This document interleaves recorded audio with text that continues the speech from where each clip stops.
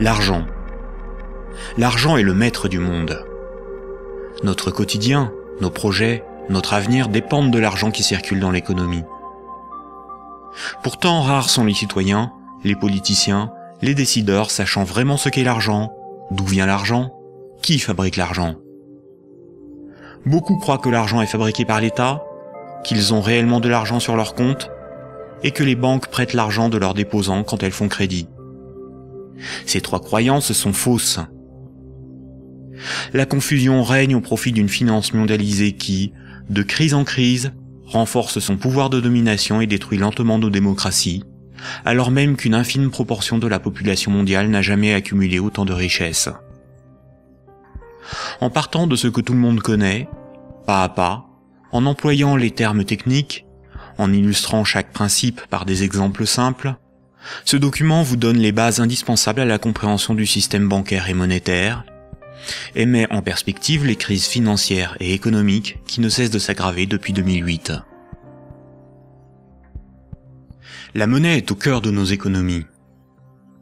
Elle en est le fluide qui permet les échanges des biens et des services.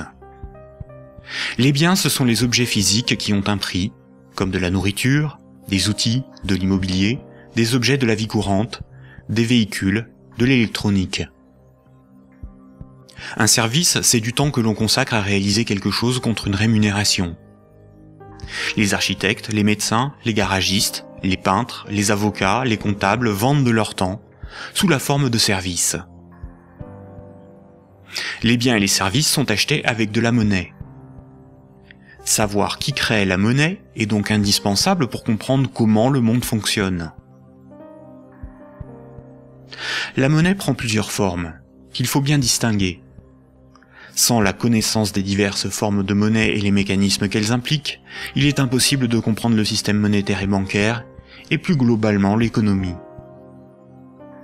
Il y a la monnaie sous la forme de billets et de pièces de monnaie. On l'appelle la monnaie centrale corporelle.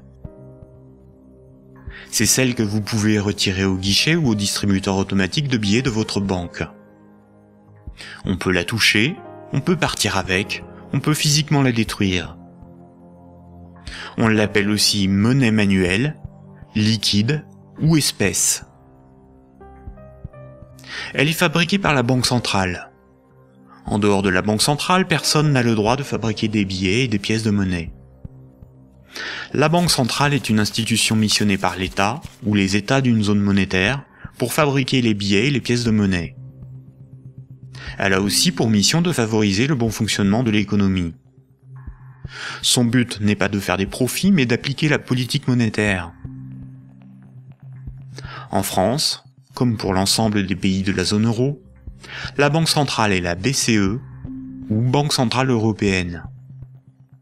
La BCE gère une monnaie nommée euro. Et puis il y a un autre type de monnaie, beaucoup moins connu. C'est la monnaie qui est sur votre compte en banque, appelée monnaie scripturale. Cette monnaie n'existe que sous la forme de chiffres dans les systèmes informatiques de comptabilité des banques commerciales privées. On l'appelle aussi monnaie secondaire. Les banques commerciales privées, appelées aussi banques de second rang ou banques secondaires, sont les banques des particuliers et des entreprises, comme la BNP, le Crédit Agricole ou la Société Générale. Ce sont des entreprises privées dont le but est le profit. Les banques commerciales privées sont les distributeurs des billets et pièces de monnaie. Ce sont des intermédiaires, des commerçants, qui font le commerce de la monnaie centrale. Elles ont développé un substitut à cette monnaie, qui est la monnaie secondaire ou monnaie scripturale privée. Elles réalisent la gestion des moyens de paiement tels que les chèques, les cartes bancaires, les virements et les prélèvements. Pour comprendre l'origine des différentes formes de monnaie, il faut comprendre pourquoi la monnaie a été créée et parcourir son histoire de l'Antiquité à nos jours.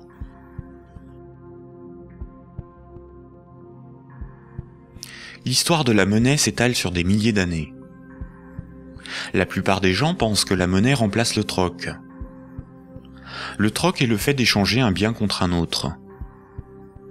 Par exemple, lorsque Paul et Jacques se rencontrent, Paul voudrait échanger 5 salades contre 10 kilos de pommes de terre. Sauf que si Jacques n'accepte pas de salade en échange de ses pommes de terre, il accepterait quelque chose d'autre, une denrée dont tout le monde a besoin. La monnaie serait apparue spontanément par la sélection de marchandises parmi les plus pratiques et les plus recherchées pour ces échanges immédiats. Dans un premier temps, le riz, l'avoine ou les animaux auraient été utilisés comme monnaie jusqu'à l'apparition de monnaies métalliques, d'or ou d'argent, forme ultime de monnaie. Le crédit ne serait apparu que plus tard, quand de la monnaie fut accumulée pour être prêtée à ceux qui en avaient besoin. Malheureusement, cette hypothèse n'a strictement aucune réalité historique. Les historiens ne cessent de le répéter. Ce n'est pas le troc qui apparut en premier, mais le crédit, c'est-à-dire la comptabilité des dettes, bien avant l'apparition de la monnaie. Le troc n'a pour ainsi dire quasiment jamais existé. Imaginons des paysans de l'Antiquité. Paul produit des salades qu'il récolte au printemps, et Jacques produit des pommes de terre qu'il récolte à l'automne. Jacques va emprunter 5 salades à Paul au printemps. Jacques doit l'équivalent de 5 salades à Paul. Ce n'est qu'à l'automne, 6 mois plus tard, que Jacques va le rembourser en lui donnant 10 kilos de pommes de terre. C'est la confiance qui permet ces échanges différés. On peut dire que Paul et Jacques se font confiance. Ils partagent un même principe moral qui est qu'une dette doit être honorée. Cela leur permet de se faire crédit. Quand Jacques demande des salades à Paul, il se sent redevable envers Paul. Jacques ne sera libre que quand il aura remboursé Paul des jours, des mois, des années plus tard, car il a une dette envers lui. Les hommes pouvaient se prêter des outils, des animaux, s'échanger des biens, mais aussi des services. Au-delà d'un certain volume d'échanges, la parole donnée ne suffit plus à garantir la confiance, il faut consigner par écrit. On invente l'écriture. Alors il faut apprendre à lire, écrire et compter. On invente l'école. Il faut aussi avoir confiance dans la quantité, mesurer ce que l'on échange. On invente les étalons et la métrologie. Enfin, il faut aussi avoir un arbitre en cas de litige. On invente les tribunaux. Les communautés prenaient une unité de compte virtuelle, ou un étalon, pour donner un prix aux biens et aux services qu'ils s'échangeaient. Si 5 salades valaient 10 unités de compte, alors quand Paul donnait 5 salades à Jacques, il lui devait 10 unités de compte. On a retrouvé nombre d'objets servant de registre de dette. Des bâtons, des boules d'argile, des papyrus, des bouts de tissu, des figurines. Parmi les plus anciens registres figurent des centaines de milliers de tablettes d'argile de l'époque sumérienne, où étaient tenus des comptes et consignés des dettes. Ces tablettes étaient gérées par des temples proches des marchés. Personne ne pouvait empêcher les hommes de se faire crédit. Les unités de compte nécessaires à donner un prix à ce qui s'échangeait n'étaient qu'indicatives. Il n'est pas nécessaire de se procurer ou d'acheter des centimètres à chaque fois que l'on mesure ce que l'on prête à autrui.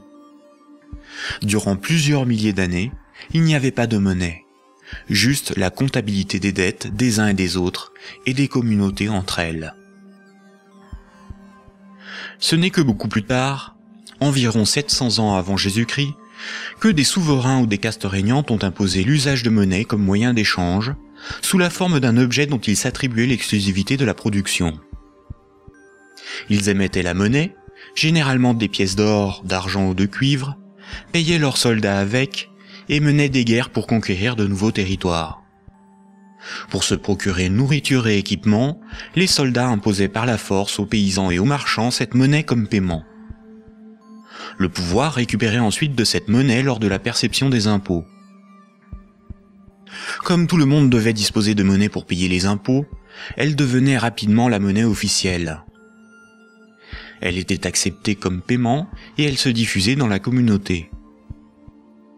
Le pouvoir pouvait donc acheter nourriture, marchandises et richesses grâce à la monnaie qu'il produisait lui-même. Tant que l'on avait une dette, on n'était pas libre. On risquait de devenir l'esclave de son créancier ou d'être emprisonné si on ne s'acquittait pas de l'impôt. C'est la servitude pour dette. Et c'est pour ça qu'une monnaie employable pour payer une dette ou un impôt a un pouvoir libératoire. La monnaie a donc été créée par des castes régnantes, des souverains, pour extorquer une partie de la production des populations, vivre et s'enrichir sans travailler. C'est par ce principe que des empires se sont bâtis.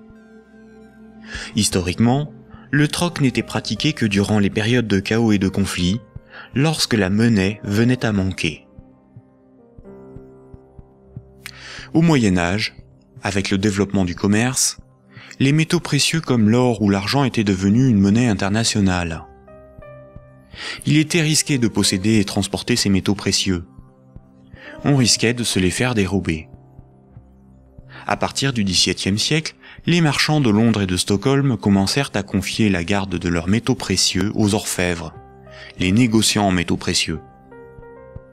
En échange, les orfèvres leur donnaient un reçu, un certificat de dépôt nominatif qui permettait à son détenteur de récupérer à tout moment son métal précieux. Lors des retraits, les orfèvres demandaient une petite somme pour le service de stockage rendu. Les boutiques des orfèvres devinrent des coffres fort bien gardés. Puis ces certificats sont devenus non nominatifs. Il était simplement inscrit dessus le poids de métal précieux qu'ils représentaient.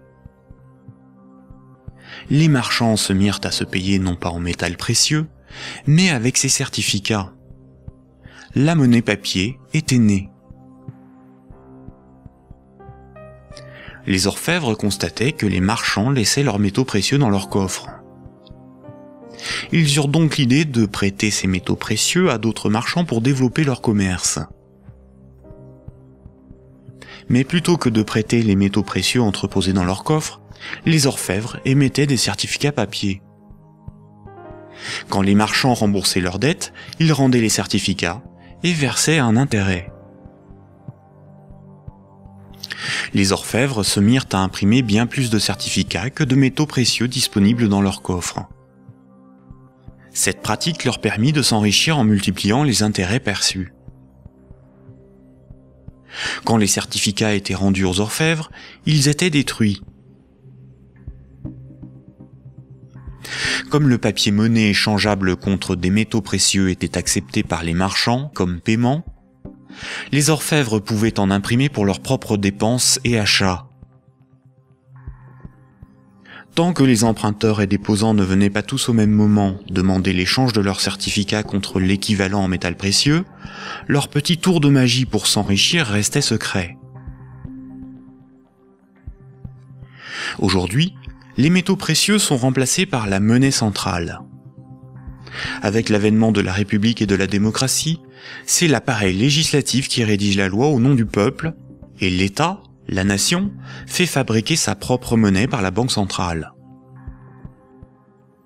La loi dit que tout citoyen est obligé d'accepter non pas des métaux précieux, mais de la monnaie de l'État comme règlement d'une dette. C'est ce qui donne son cours légal à la monnaie de l'État. Cette monnaie est dite fiduciaire, du latin fiducia, qui veut dire confiance. Sa valeur est liée à l'assurance qu'on peut échanger des biens et services avec cette monnaie. Rappelez-vous, quand un marchand déposait des métaux précieux chez l'orfèvre, il lui donnait l'équivalent en certificat de dépôt. Plus tard, le marchand pouvait retourner chez l'orfèvre et récupérer ses métaux précieux contre ses certificats. Aujourd'hui, quand le client d'une banque dépose des billets sur son compte, la banque le crédite.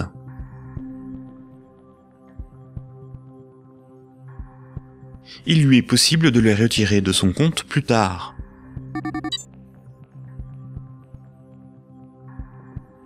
La monnaie secondaire, ou monnaie scripturale privée, est l'équivalent des certificats de dépôt des orfèvres. Tout comme le certificat de l'orfèvre est une reconnaissance de dette de l'orfèvre envers le marchand, un compte bancaire est une dette en monnaie centrale de la banque envers son client.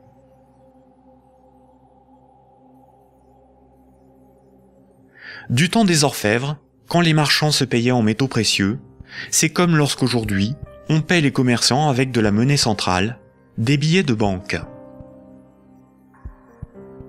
Ensuite, quand les marchands se payaient avec des certificats de dépôt de l'orfèvre, c'est comme lorsqu'aujourd'hui, on paie un commerçant par un transfert de monnaie scripturale de notre compte bancaire à celui du commerçant.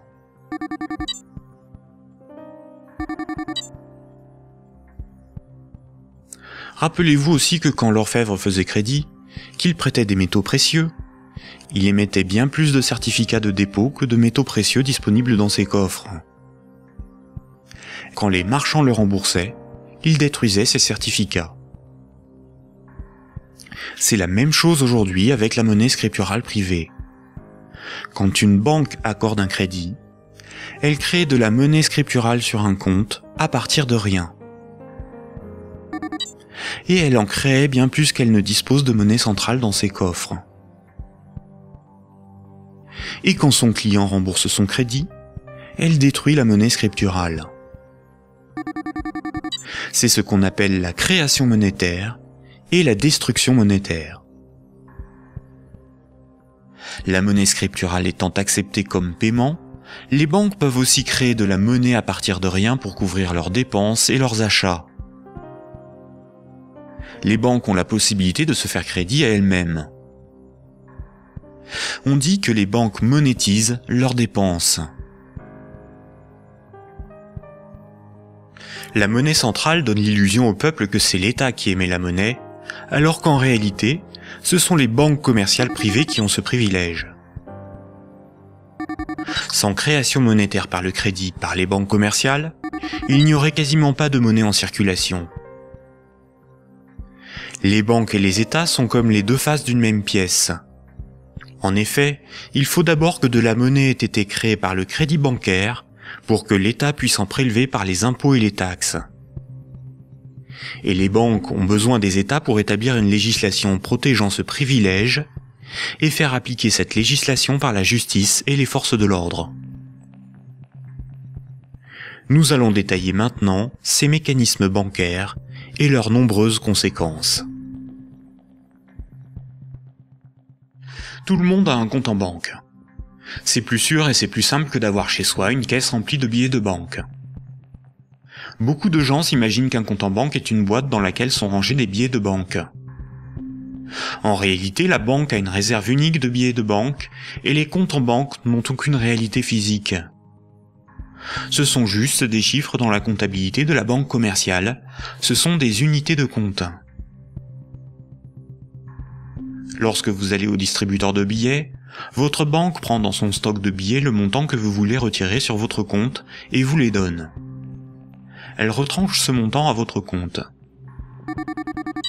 Ainsi, vous avez le sentiment de prendre des billets sur votre compte en banque, alors qu'en réalité, la banque convertit des chiffres en monnaie centrale corporelle, c'est-à-dire en billets de banque, la monnaie de l'État. À l'inverse, quand vous déposez des billets sur votre compte, la banque les prend et les met dans son stock de billets et augmente le chiffre de votre compte. Votre compte ne représente pas un petit tas de billets de banque, mais seulement un chiffre dans un ordinateur. Vous ne retirez que très rarement l'ensemble de ce qui est sur votre compte. Vous retirez juste ce qu'il vous faut pour faire vos petits achats dans les commerces. Tout le reste, vous le laissez sur votre compte. Et le commerçant qui reçoit vos billets comme paiement les dépose lui aussi sur son compte. De ce fait, tout le monde a plus d'unités de compte sous la forme d'un chiffre dans la comptabilité d'une banque privée que de billets de banque dans ses poches ou chez lui.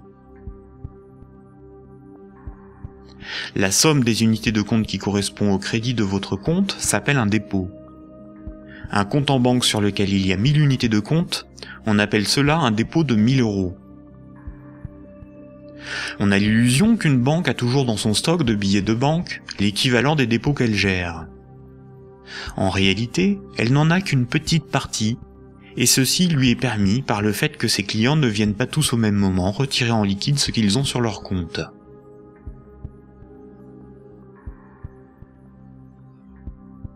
En Europe, la monnaie centrale est la monnaie qui a cours légal.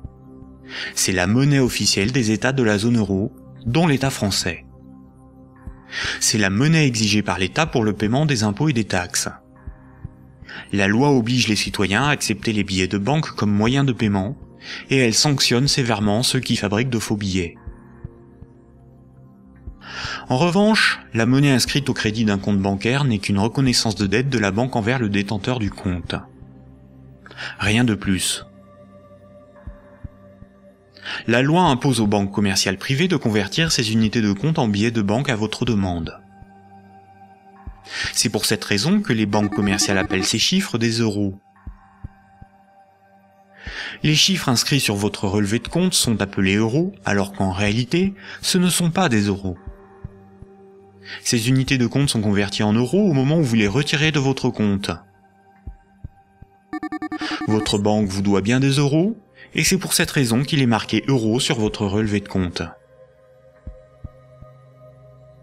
Ces unités de compte sont tolérées par la loi comme moyen de paiement. Quand vous payez au moyen d'un chèque bancaire, d'une carte bleue ou d'un virement, vous réalisez un simple transfert d'un chiffre de votre compte à un autre. Tout ce qui sert de moyen de paiement est une monnaie. C'est pour cette raison que ces unités de compte sont appelées monnaie scripturale, monnaie secondaire ou monnaie scripturale privée. On peut dire que chaque banque a sa propre monnaie, car chaque banque a sa propre comptabilité, gère ses propres chiffres, ses propres unités de compte. Toutes les monnaies privées sont convertibles en monnaie centrale corporelle. Elles ont toutes la même valeur. Mais la monnaie scripturale d'une banque commerciale privée n'est garantie que par la banque elle-même. Une banque commerciale étant une entreprise comme une autre, elle peut faire faillite. Si elle fait faillite, elle ne peut plus garantir sa monnaie privée, et par conséquent les montants des comptes bancaires de ses clients. Les unités de compte sur les comptes bancaires peuvent tout simplement disparaître. Imaginons que vous ayez 10 000 euros en billets de banque, c'est-à-dire en monnaie centrale corporelle, en monnaie de l'État. Vous avez confiance dans sa valeur, car vous avez confiance en l'État. Vous prenez ces 10 000 euros et vous les déposez sur un compte au Crédit Agricole. En réalité, vous donnez cet argent à la banque qui les met dans son petit stock de billets et crédite votre compte. Le chiffre sur votre compte n'est qu'une reconnaissance de dette de 10 000 euros. Ce sont des unités de compte privées, car la banque est maintenant propriétaire des 10 000 euros que vous lui avez donnés, et qu'elle va probablement mettre dans un distributeur de billets pour que d'autres clients puissent retirer du liquide. La loi dit simplement qu'à votre demande, à tout moment, la banque est tenue de convertir les 10 000 unités de compte en billets de banque. Et ce que vous ne savez pas, c'est que la banque n'a qu'une petite partie des montants des comptes de ses clients sous la forme de billets de banque. Gardez à l'esprit que moins de 7% de la totalité de la monnaie en circulation est sous la forme de billets et de pièces de monnaie qui ont cours légal. Ce que vous avez sur votre compte, ce n'est qu'une promesse de remboursement en euros, et non de véritables euros.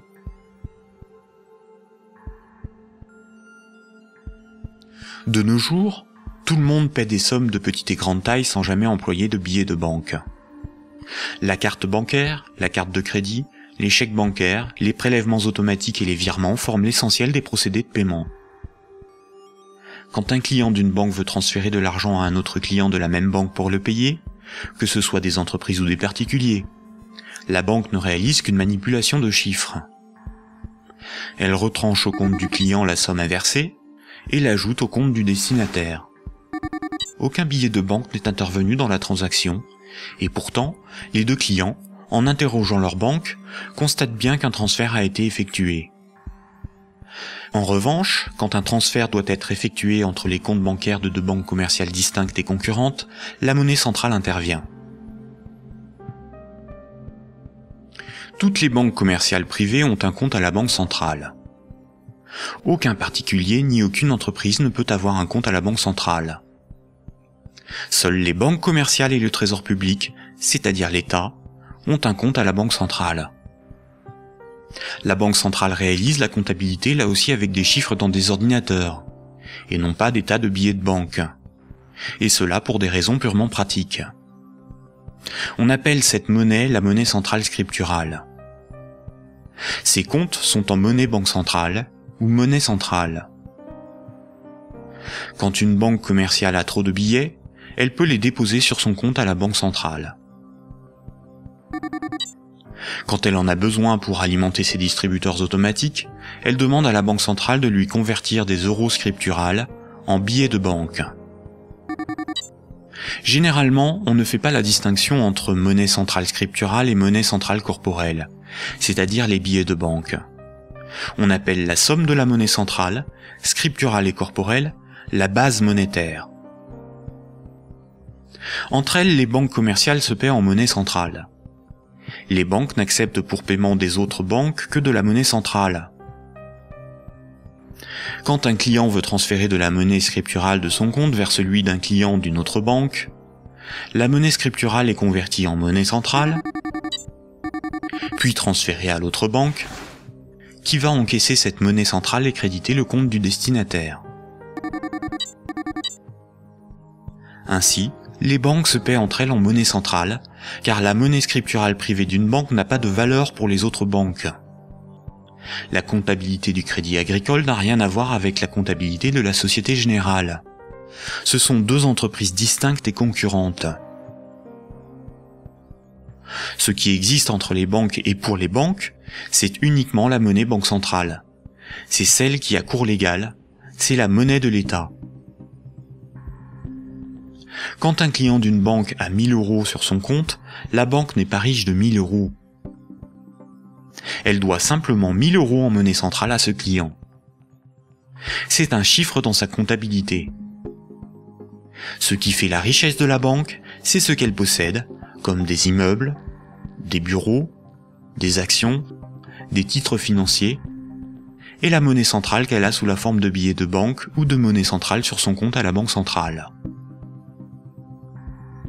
En revanche, à tout moment, la banque peut devoir s'appauvrir de 1000 euros si ce client les transfère sur un compte d'une autre banque, car cette autre banque veut être payée en monnaie centrale.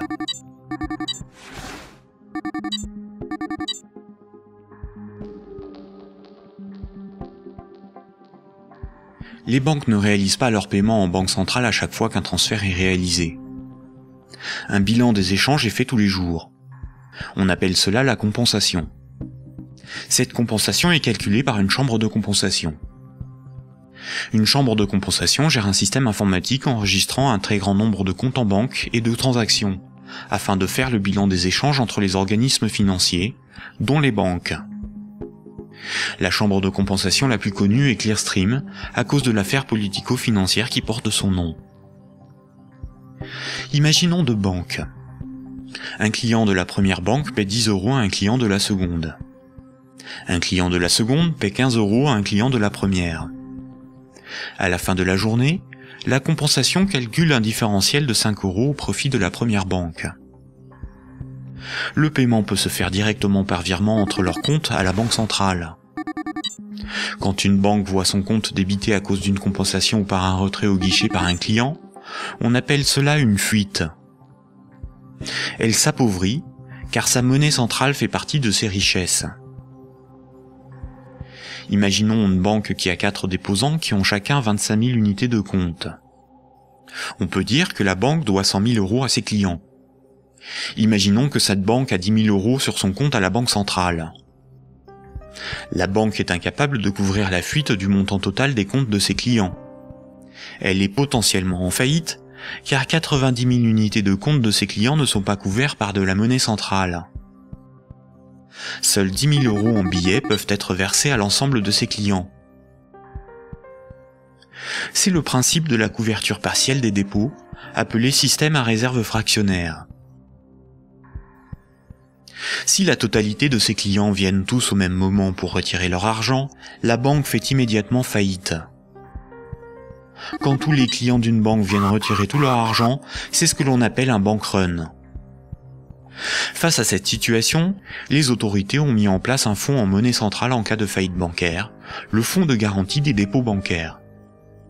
En France, ce fonds se porte officiellement garant de 100 000 euros maximum par compte bancaire.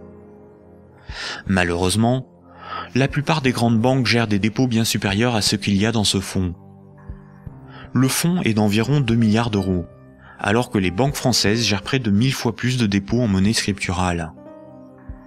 Par conséquent, la faillite de quelques grandes banques du monde provoquerait la disparition d'une partie des dépôts bancaires de leurs clients. Le Trésor public, c'est la caisse de l'État. Le Trésor public a un compte à la Banque centrale. Le Trésor public encaisse toutes les taxes et impôts qui forment les recettes de l'État. Le Trésor public paie toutes les dépenses de l'État. Il paie les fonctionnaires, les investissements de l'État, ses infrastructures, ses frais de fonctionnement, ses fournisseurs. Quand vous payez vos impôts ou des taxes, vous les payez directement au Trésor public. Si un client d'une banque veut payer 1000 € au Trésor public, la banque convertit la monnaie scripturale privée en monnaie banque centrale et transfère cette monnaie centrale sur le compte du Trésor public. Le Trésor public n'accepte pour paiement que la monnaie centrale. Quand le Trésor public paie un de ses fournisseurs, il verse de la monnaie centrale à la banque commerciale privée qui en détient le compte, et celle-ci crédite le compte de l'entreprise bénéficiaire.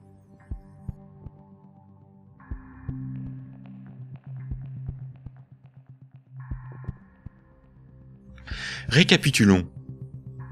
Le système monétaire est basé sur 2 espaces monétaires distincts et isolés. L'espace de la monnaie centrale et l'espace de la monnaie scripturale privée. La monnaie centrale, c'est la monnaie de l'État. La monnaie centrale sert aux banques et au Trésor public pour se payer. La monnaie scripturale privée, ou monnaie secondaire, c'est la monnaie gérée par les banques commerciales privées. Les particuliers et les entreprises utilisent principalement cette monnaie. Quand un citoyen reçoit son salaire, c'est par transfert de monnaie scripturale privée.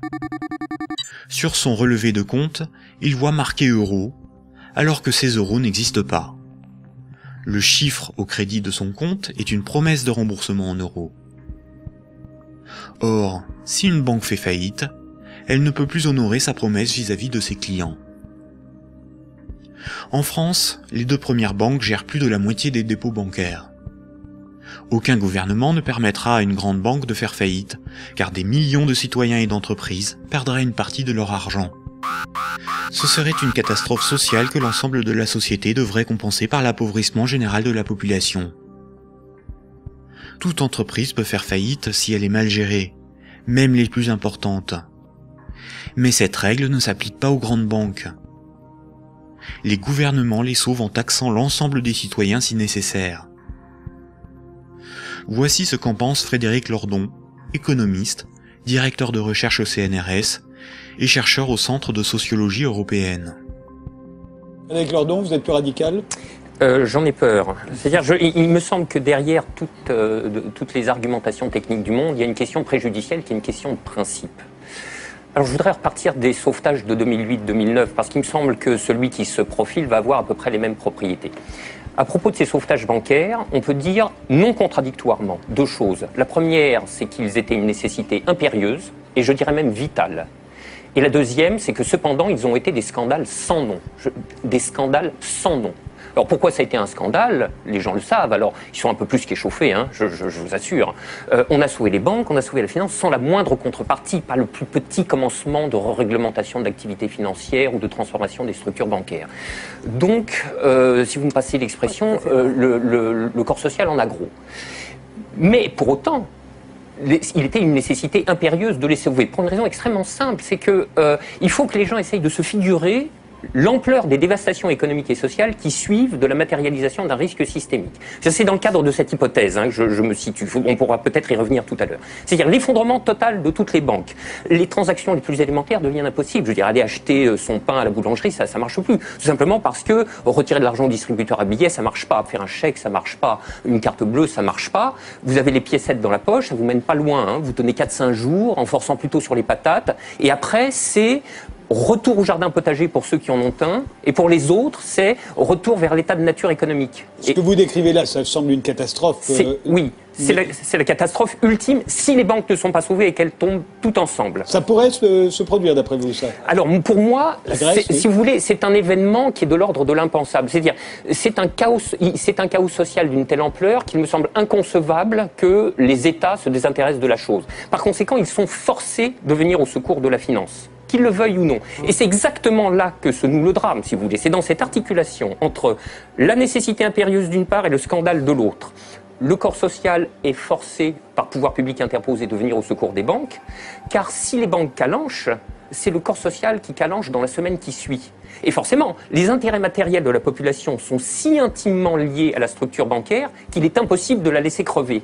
Et vous voyez donc là où est le problème, c'est que de par leur position très particulière dans la structure sociale du capitalisme, les banques sont les dépositaires de fait de deux biens publics vitaux pour une société marchande. Vitaux. Le premier, c'est les encaisses monétaires de la population, les dépôts, les épargnes. Je veux dire, si toutes les banques tombent, ceci s'évapore dans l'instant. Et c'est pas la peine de se gargariser avec le fonds de garantie des dépôts. Hein. Ça va si une banque ou deux tombe. Si la totalité s'écroule, le fonds saute comme un bouchon de champagne. Et le deuxième bien public vital, c'est l'intégrité du système des paiements. Et c'est parce que les banques ont capté ces biens publics qu'elles peuvent contraindre l'État, les corps sociaux à leur venir en aide. C'est quoi l'intégrité du système des paiements? C'est le fait que les banques sont les teneurs de compte, qu'elles les mouvementent, qu'elles les débitent, qu'elles les créditent, donc elles sont les opératrices. Absolument. C'est pas qu'elles les garantissent, c'est qu'elles opèrent très concrètement et très basiquement les transactions élémentaires. La gestion des moyens de paiement. Et exactement. Bon, alors, si vous voulez, là, il y a une situation de fait que les économistes appellent dans leur langage pluriel et amoral, mais dont le vrai nom est prise d'otage. Et celle-là, elle est colossale. Si vous voulez, chaque fois qu'il y a un mouvement social dans les transports ou le ramassage des ordures, on vous bassine avec la prise d'otage des syndicats. Mais ça, c'est une prise d'otage, mais cosmique. C'est énorme. Personne n'en parle jamais. Donc, la question de principe est la suivante. Derrière la question du sauvetage des banques et derrière la question des banques tout court, le corps social doit se poser la question de savoir s'il continue de tolérer que ces biens publics vitaux soient ainsi remis à des intérêts privés, et spécialement à des intérêts privés aussi mal éclairés que ceux de la finance, quand elle est mouillée jusqu'aux sourcils dans les marchés de capitaux. Bon, je trouve que poser la question, c'est y répondre. Et si on ne répond pas non, cette obligation de venir à la rescousse des banques se reposera éternellement. D'où ma conclusion. Il faut envisager la déprivatisation intégrale du secteur bancaire. La nationalisation. Alors, la nationalisation...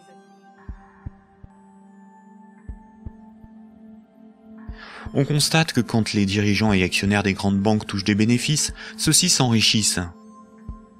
Mais quand les grandes banques sont en difficulté, ce sont les États, c'est-à-dire l'ensemble des citoyens, qui les sauvent. Cela résume l'adage désormais bien connu: les banques privatisent leurs gains et socialisent leurs pertes.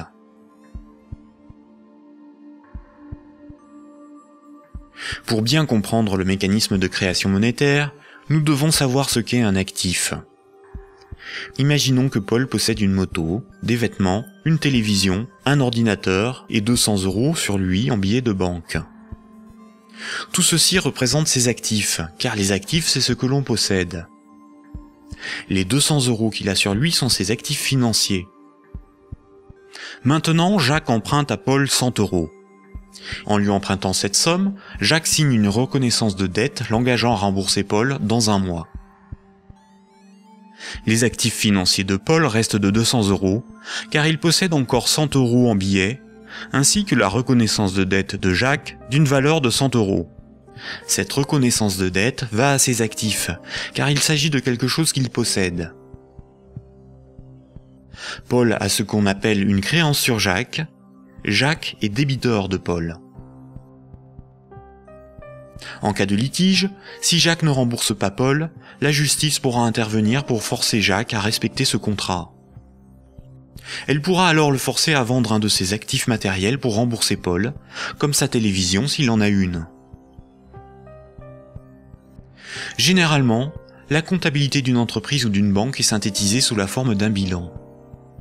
Un bilan comptable est une synthèse permettant de représenter ce que l'entreprise possède, ses actifs, et ce qui lui appartient pas ou ce qu'elle doit, son passif.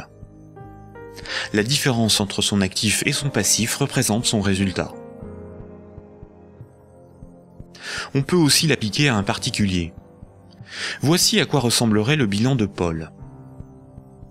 Dans les actifs de Paul figurent ses actifs financiers, constitués de ses billets de banque et de la dette de Jacques, ainsi que ses actifs matériels, constitués de sa télévision, son ordinateur, sa moto, dont la valeur de revente à date est estimée de 1000 €.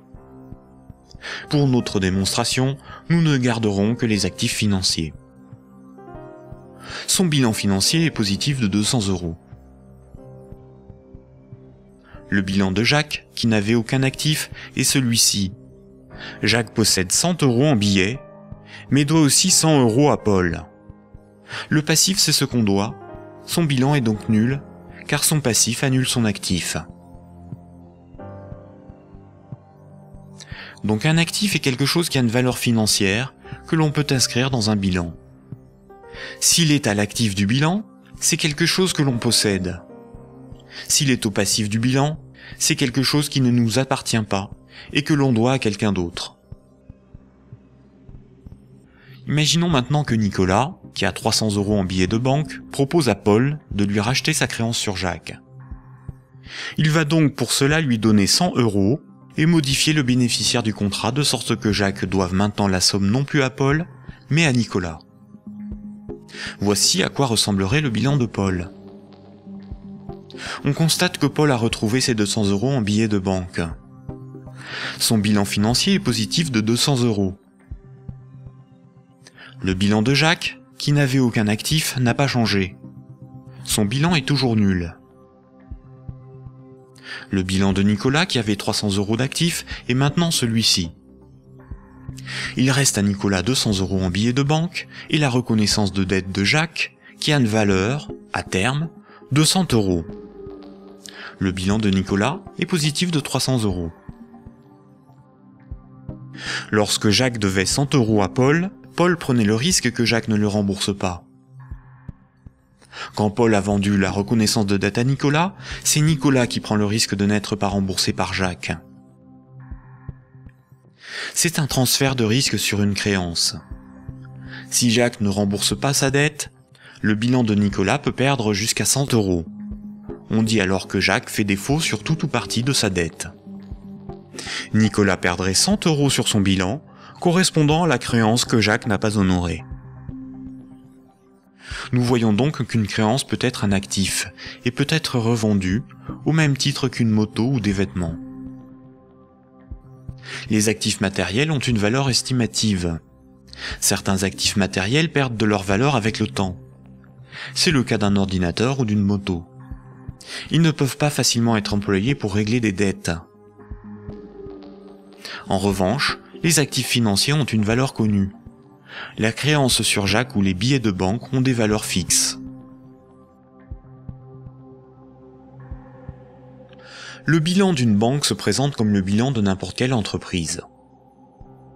La banque a des actifs qui sont ses richesses, ce qu'elle possède, et un passif qui représente ce qui ne lui appartient pas, ses dettes.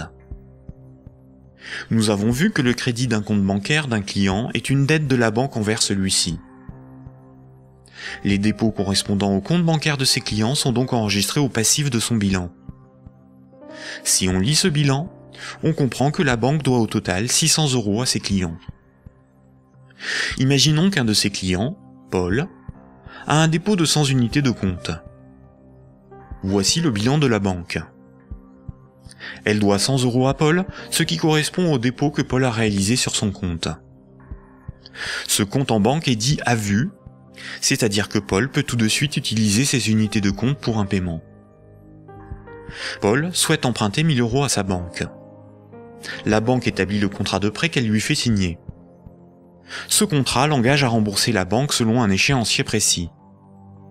Paul devra rembourser les 1000 € empruntés, appelés capital du crédit, plus 50 € d'intérêt.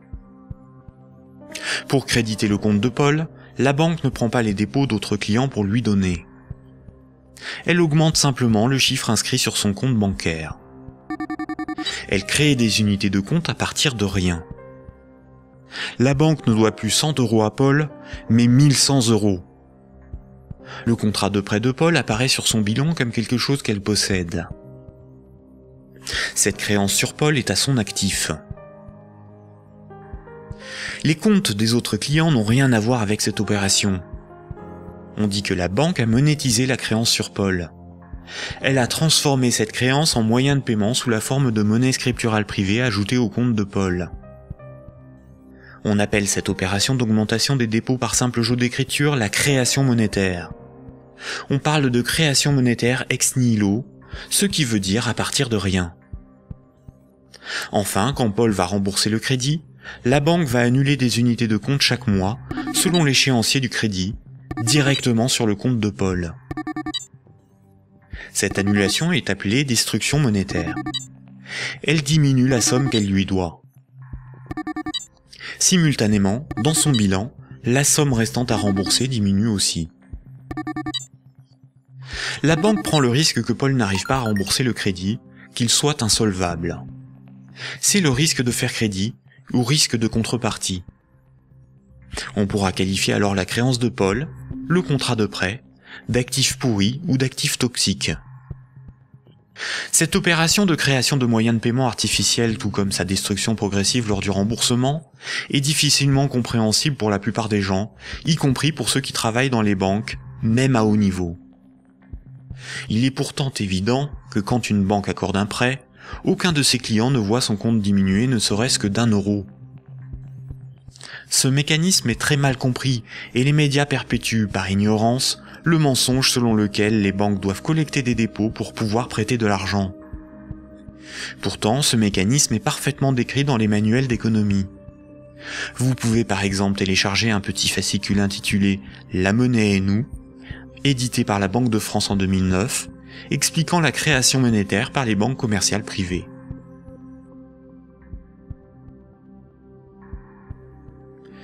La création et la destruction monétaire peuvent être résumées par une simple phrase. Ce sont les crédits qui font les dépôts, et non les dépôts qui font les crédits. Cette phrase permet de se rappeler que la totalité de la monnaie en circulation sur nos comptes en banque ou dans nos poches est créée par le crédit bancaire. Quand une banque accorde un crédit à un de ses clients, elle crée de la monnaie scripturale privée en augmentant le solde du compte de celui-ci. Elle ne crée pas des euros, mais des unités de compte convertibles en euros. Plus il y a de crédits accordés par les banques, plus il y a de dépôts, de billets et de pièces de monnaie. La totalité de la monnaie en circulation dans l'économie représente ce qu'il reste à rembourser des crédits contractés. Quand Paul achète une automobile à crédit, il paie tout de suite le vendeur avec la monnaie créée. 2 jours plus tard, le vendeur achète une télévision, des livres et un ordinateur. Les vendeurs de la télévision, des livres et de l'ordinateur vont eux aussi réaliser des achats. Paul n'a pas commencé à rembourser son crédit que la monnaie circule déjà dans l'économie. Le nombre de fois dans une année qu'une unité de compte va servir de paiement est appelé vitesse de circulation de la monnaie ou vélocité de la monnaie. 100 unités de compte échangées 10 fois pour des paiements représentent 1 000 € de paiement. L'argent qui circule de compte en compte est donc en réalité une dette qui circule. Les billets et pièces de monnaie en circulation sont une conversion de monnaie scripturale privée créée lors des crédits. Chaque unité de monnaie scripturale sur nos comptes bancaires et chaque billet ou pièce de monnaie dans nos poches a été créé lorsqu'un particulier, une entreprise ou un État a emprunté de l'argent à une banque. Une banque peut aussi créer des unités de compte pour ses propres dépenses. Pour cela, une banque ouvre un compte pour chacun de ses salariés ou fournisseurs. Ensuite, elle crée des unités de compte à partir de rien sur ses comptes. C'est comme cela que les banques assument leurs charges ou réalisent des investissements. On dit que la banque monétise ses frais de fonctionnement ou ses achats. Quand elle paie un employé ou un fournisseur par création monétaire, la banque ne fait rien de plus que de se créer une nouvelle dette envers celui-ci. À l'inverse, quand une banque prélève une somme sur votre compte en banque, elle n'opère aucun transfert. Quand elle prélève des frais bancaires ou simplement les mensualités de remboursement d'un crédit bancaire, elle détruit de la monnaie. Ainsi, votre banque vous doit moins d'argent. Comme nous l'avons vu, historiquement, la monnaie remplaçant le troc est un mythe qui vous laisse penser que la monnaie est un élément physique permanent, et donc il y a quelque chose sur votre compte. Ceci vous semble d'autant plus vrai que vous pouvez retirer des billets de banque de votre compte. Les médias vous font croire qu'une banque doit amasser de la monnaie avant de pouvoir en prêter. Mais en réalité, les banques ne prêtent pas l'argent des autres clients, puisque ce sont elles qui le fabriquent lors des crédits et qui le détruisent lors du remboursement des crédits. Un crédit n'est en rien un prêt ou un emprunt. Il s'agit en réalité d'une création monétaire temporaire ou d'une location de moyens de paiement. Récapitulons. La monnaie scripturale privée est créée par les crédits, à partir de rien. Cette monnaie est détruite lors du remboursement des crédits. Ceci sous-entend une création-destruction simultanée et concurrente qui détermine une masse de monnaie scripturale privée en circulation, que l'on appelle masse monétaire. C'est similaire à la population d'un pays qui varie en fonction des décès et des naissances.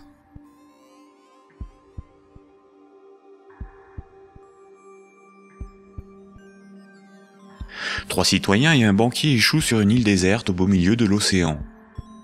Ils s'organisent et décident de créer leur propre monnaie, qu'ils appellent euro. Le banquier fonde l'unique banque commerciale privée de l'île. Comme cette banque est nouvelle, les trois citoyens n'ont rien sur leur compte.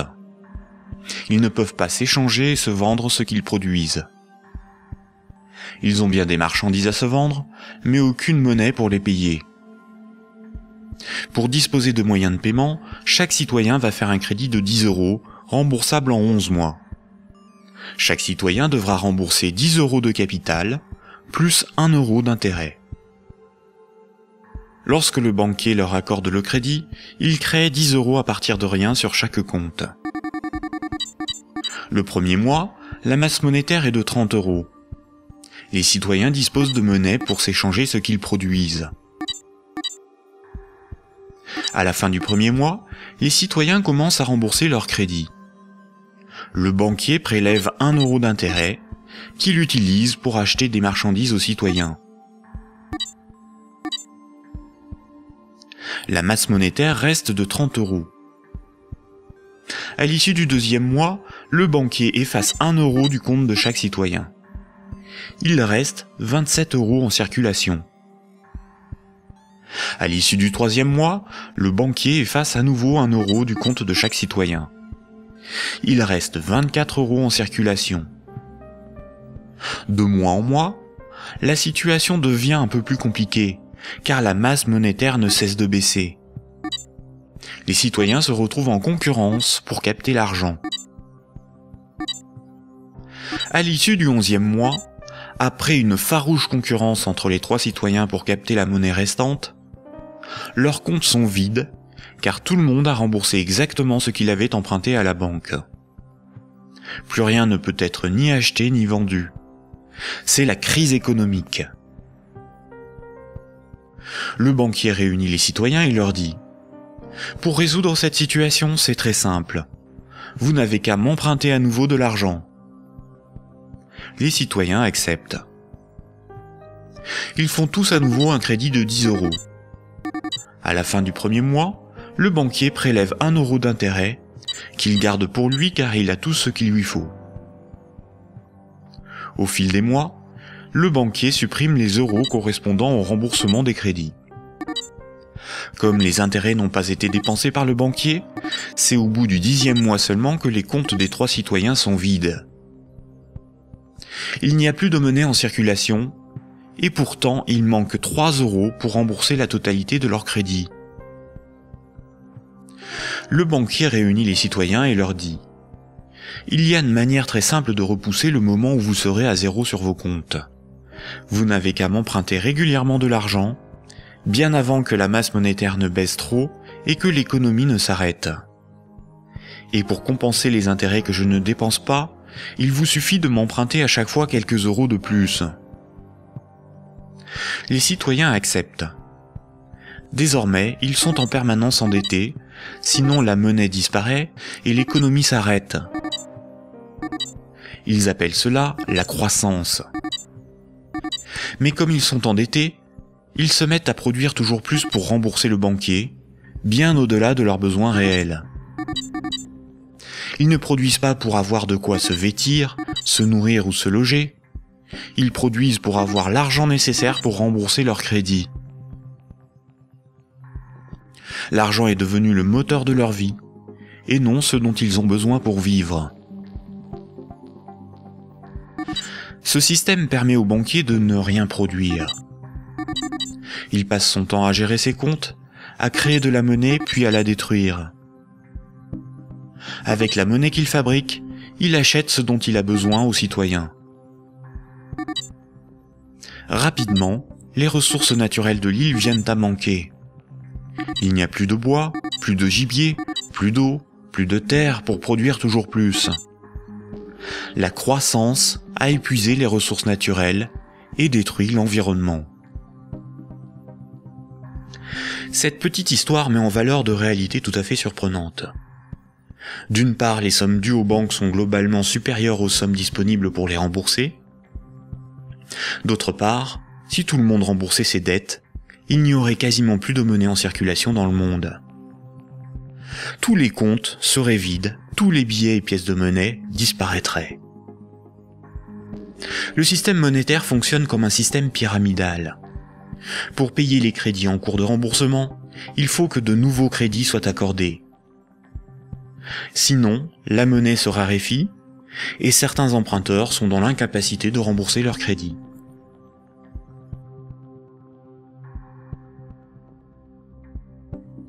Pour les citoyens et les entreprises, la monnaie s'achète comme toute autre marchandise. Les banques louent la monnaie qu'elles fabriquent, et le prix de cette location est de la monnaie supplémentaire qu'elles sont les seules à fabriquer. Observons l'évolution de la masse monétaire dans la zone euro. Ce qui apparaît tout de suite, c'est son évolution exponentielle. La masse monétaire est composée de ce qu'on appelle des agrégats monétaires, nommés M1, M2 et M3. En orange, c'est la monnaie circulante. C'est la monnaie qui est sur les comptes à vue, utilisée pour des paiements, ainsi que la monnaie sous la forme de billets et de pièces de monnaie. Les comptes à vue servent à l'économie réelle. C'est là que sont versés les salaires, réalisés les paiements avec les cartes bancaires, les chèques, les virements, pour les échanges de biens et de services. C'est la monnaie qui sert l'économie réelle. En vert, ce sont les dépôts dits à terme, ou comptes à terme. Ce sont des comptes d'épargne rémunérés, des comptes à préavis, des livrets comme le livret A, certains placements financiers, où une partie de la monnaie scripturale est bloquée par les particuliers pour un certain temps. C'est de l'argent qui fait un peu d'argent. En violet, ce sont les placements à long terme, plutôt destinés aux entreprises. Les comptes à terme et les placements bloquent la monnaie. Cette monnaie n'est plus disponible pour réaliser des paiements, elle ne sert plus l'économie réelle. La masse de la monnaie qui circule, en orange, diminue quand les crédits sont remboursés par destruction monétaire. Elle diminue aussi quand de la monnaie est épargnée et passe d'un compte à vue à un compte à terme rémunéré, ou qu'elle est bloquée dans des placements à long terme. Par ailleurs, les banques ou des organismes spécialisés comme Sofinco ou Cetelem proposent de prêter de la monnaie scripturale privée existante contre intérêt. Ce sont de véritables prêts de dépôt bancaire, sans création monétaire. Ils représentent environ 40% des prêts de monnaie. L'industrie financière permet ainsi à de riches épargnants de ne plus travailler du tout. Ces épargnants peuvent ponctionner sur la masse monétaire circulante de la monnaie que les moins riches et les entreprises produisent par le crédit. Leur capital augmente progressivement en capturant de la monnaie créée par le crédit. La baisse de la masse monétaire circulante oblige les particuliers et les entreprises à emprunter perpétuellement pour la compenser. Quand un client d'une banque obtient un crédit, la nouvelle monnaie se retrouve sur un compte à vue. Elle est dépensée pour des achats et va voyager de compte en compte au fil des paiements, jusqu'au moment où elle servira au remboursement d'un crédit et sera détruite. Si la destruction monétaire est plus importante que la création monétaire, il s'ensuit une contraction de la masse monétaire. L'économie est en danger. La consommation baisse, cela provoque des faillites, certains doivent vendre de leurs richesses pour se procurer de l'argent, et il devient plus difficile de rembourser les crédits. Et si les emprunteurs n'arrivent plus à rembourser leurs crédits, ce sont les banques qui se retrouvent en difficulté. Les économistes et les politiciens sont condamnés à appeler de leur vœu la relance de la consommation pour assurer une demande de crédit perpétuelle. Car sans crédit, la monnaie disparaît. Rappelez-vous, tous les jours, la compensation calcule ce que les banques commerciales privées se doivent. Les banques règlent leurs dettes en monnaie centrale. Quand une banque se procure de la monnaie centrale, on appelle cela le refinancement. Elles ont plusieurs possibilités. Elles peuvent demander à la banque centrale un crédit en monnaie centrale. Pour cela, elles déposent des titres financiers en garantie, par exemple des obligations d'État, et la banque centrale crédite leurs comptes. C'est à ce moment-là que la monnaie centrale est créée. Le taux d'intérêt qu'applique la banque centrale lors de ces crédits est appelé taux directeur. Cette monnaie centrale peut être convertie en billets de banque. Mais la plupart du temps, les banques commerciales privées se prêtent entre elles de la monnaie centrale ou se font crédit. Elles peuvent pour cela se faire confiance ou se donner là aussi des titres financiers comme garantie. C'est ce qu'on appelle le marché interbancaire. Comme toutes les banques se font crédit, se prêtent de la monnaie centrale ou des titres financiers, cela fait qu'elles sont toutes liées les unes aux autres. Si une grande banque fait faillite et qu'elle ne rembourse pas ce qu'elle avait emprunté aux autres banques, ce sont toutes les autres banques qui font faillite par effet domino. En 2008, les dérives du système financier ont provoqué une crise de liquidité dans le système bancaire. La crise de liquidité fait que les banques n'arrivent plus à régler leurs dettes, à se procurer de la monnaie centrale ou à se faire crédit. Les banques ont alors cessé d'accorder des crédits. L'évolution normale de la masse monétaire aurait dû être celle-ci. Malheureusement, la crise bancaire a stoppé la progression de la masse monétaire et s'est transformée en crise économique. Les États ont dû sauver les banques de la faillite. Mais le véritable coût de la crise financière est l'explosion de la dette des États pour éviter une aggravation de la crise, des milliers de faillites d'entreprises, des millions de nouveaux chômeurs. À l'avenir, une partie des dépôts bancaires pourrait être supprimée pour sauver les banques. Ainsi, les banques doivent moins d'argent à leurs clients, ce qui équilibre leur bilan. C'est ce qui s'est passé à Chypre en 2013. À partir de 2009, certaines banques centrales ont créé et donné des milliards en monnaie centrale aux banques commerciales pour faciliter le règlement de leurs dettes et ainsi leur éviter la faillite et relancer le crédit. C'est ce qu'on appelle des politiques d'assouplissement quantitatif ou quantitative easing. Cette monnaie centrale nouvelle pourrait être représentée sur ce graphique en tant que M0, appelée aussi base monétaire. Plutôt que d'accorder des crédits aux entreprises et aux particuliers avec une rentabilité incertaine, les banques commerciales privées ont utilisé cette monnaie centrale pour spéculer et acheter de la dette souveraine. Ainsi, d'une manière totalement artificielle, les bourses n'ont cessé de monter, la finance de s'enrichir et les États de s'endetter. Puisque pour rembourser les crédits passés, il faut que de nouveaux crédits soient accordés, on comprend mieux pourquoi les politiques d'austérité et de désendettement sont un suicide économique. Le crédit permet aux particuliers et aux entreprises d'acquérir des biens réels et à l'économie de se développer. La masse monétaire augmente. Une politique d'austérité provoque une contraction de la masse monétaire, condamnant à la faillite certains emprunteurs, qu'ils soient des particuliers, des entreprises ou des États. Les banques de ces emprunteurs peuvent saisir leurs maisons, leurs machines, leurs stocks. Les États doivent privatiser les services publics pour rembourser les marchés financiers. La baisse de la masse monétaire provoque la rareté de la monnaie, et cette rareté provoque in fine des transferts de richesses réelles des débiteurs vers la minorité des créanciers, notamment les banques. C'est similaire au processus organisé par l'Occident vis-à-vis des pays en voie de développement. On endette ces pays pour qu'ils nous achètent des infrastructures, des machines, des moyens de production, via des prêts du FMI et de la Banque mondiale. Incapables de rembourser les crédits, leur faillite permet de saisir les ressources naturelles ou même ceux qu'ils ont achetés grâce à ces crédits. Le PIB d'un pays, c'est approximativement la somme des revenus dans ce pays en une année. Dans la zone euro, la dette des États représente 90% du PIB. Et les dettes du secteur privé représentent 160% du PIB. En d'autres termes, pour rembourser toutes les dettes, il nous faudrait travailler 2 ans et demi en donnant tous nos revenus aux banques et aux marchés financiers. Or, si on remboursait toutes nos dettes, il n'y aurait plus de monnaie en circulation. Ce système pyramidal de dette n'est viable que dans un équilibre précaire, car la capacité des emprunteurs à rembourser leurs crédits dépend de la capacité d'autres emprunteurs à contracter de nouveaux crédits.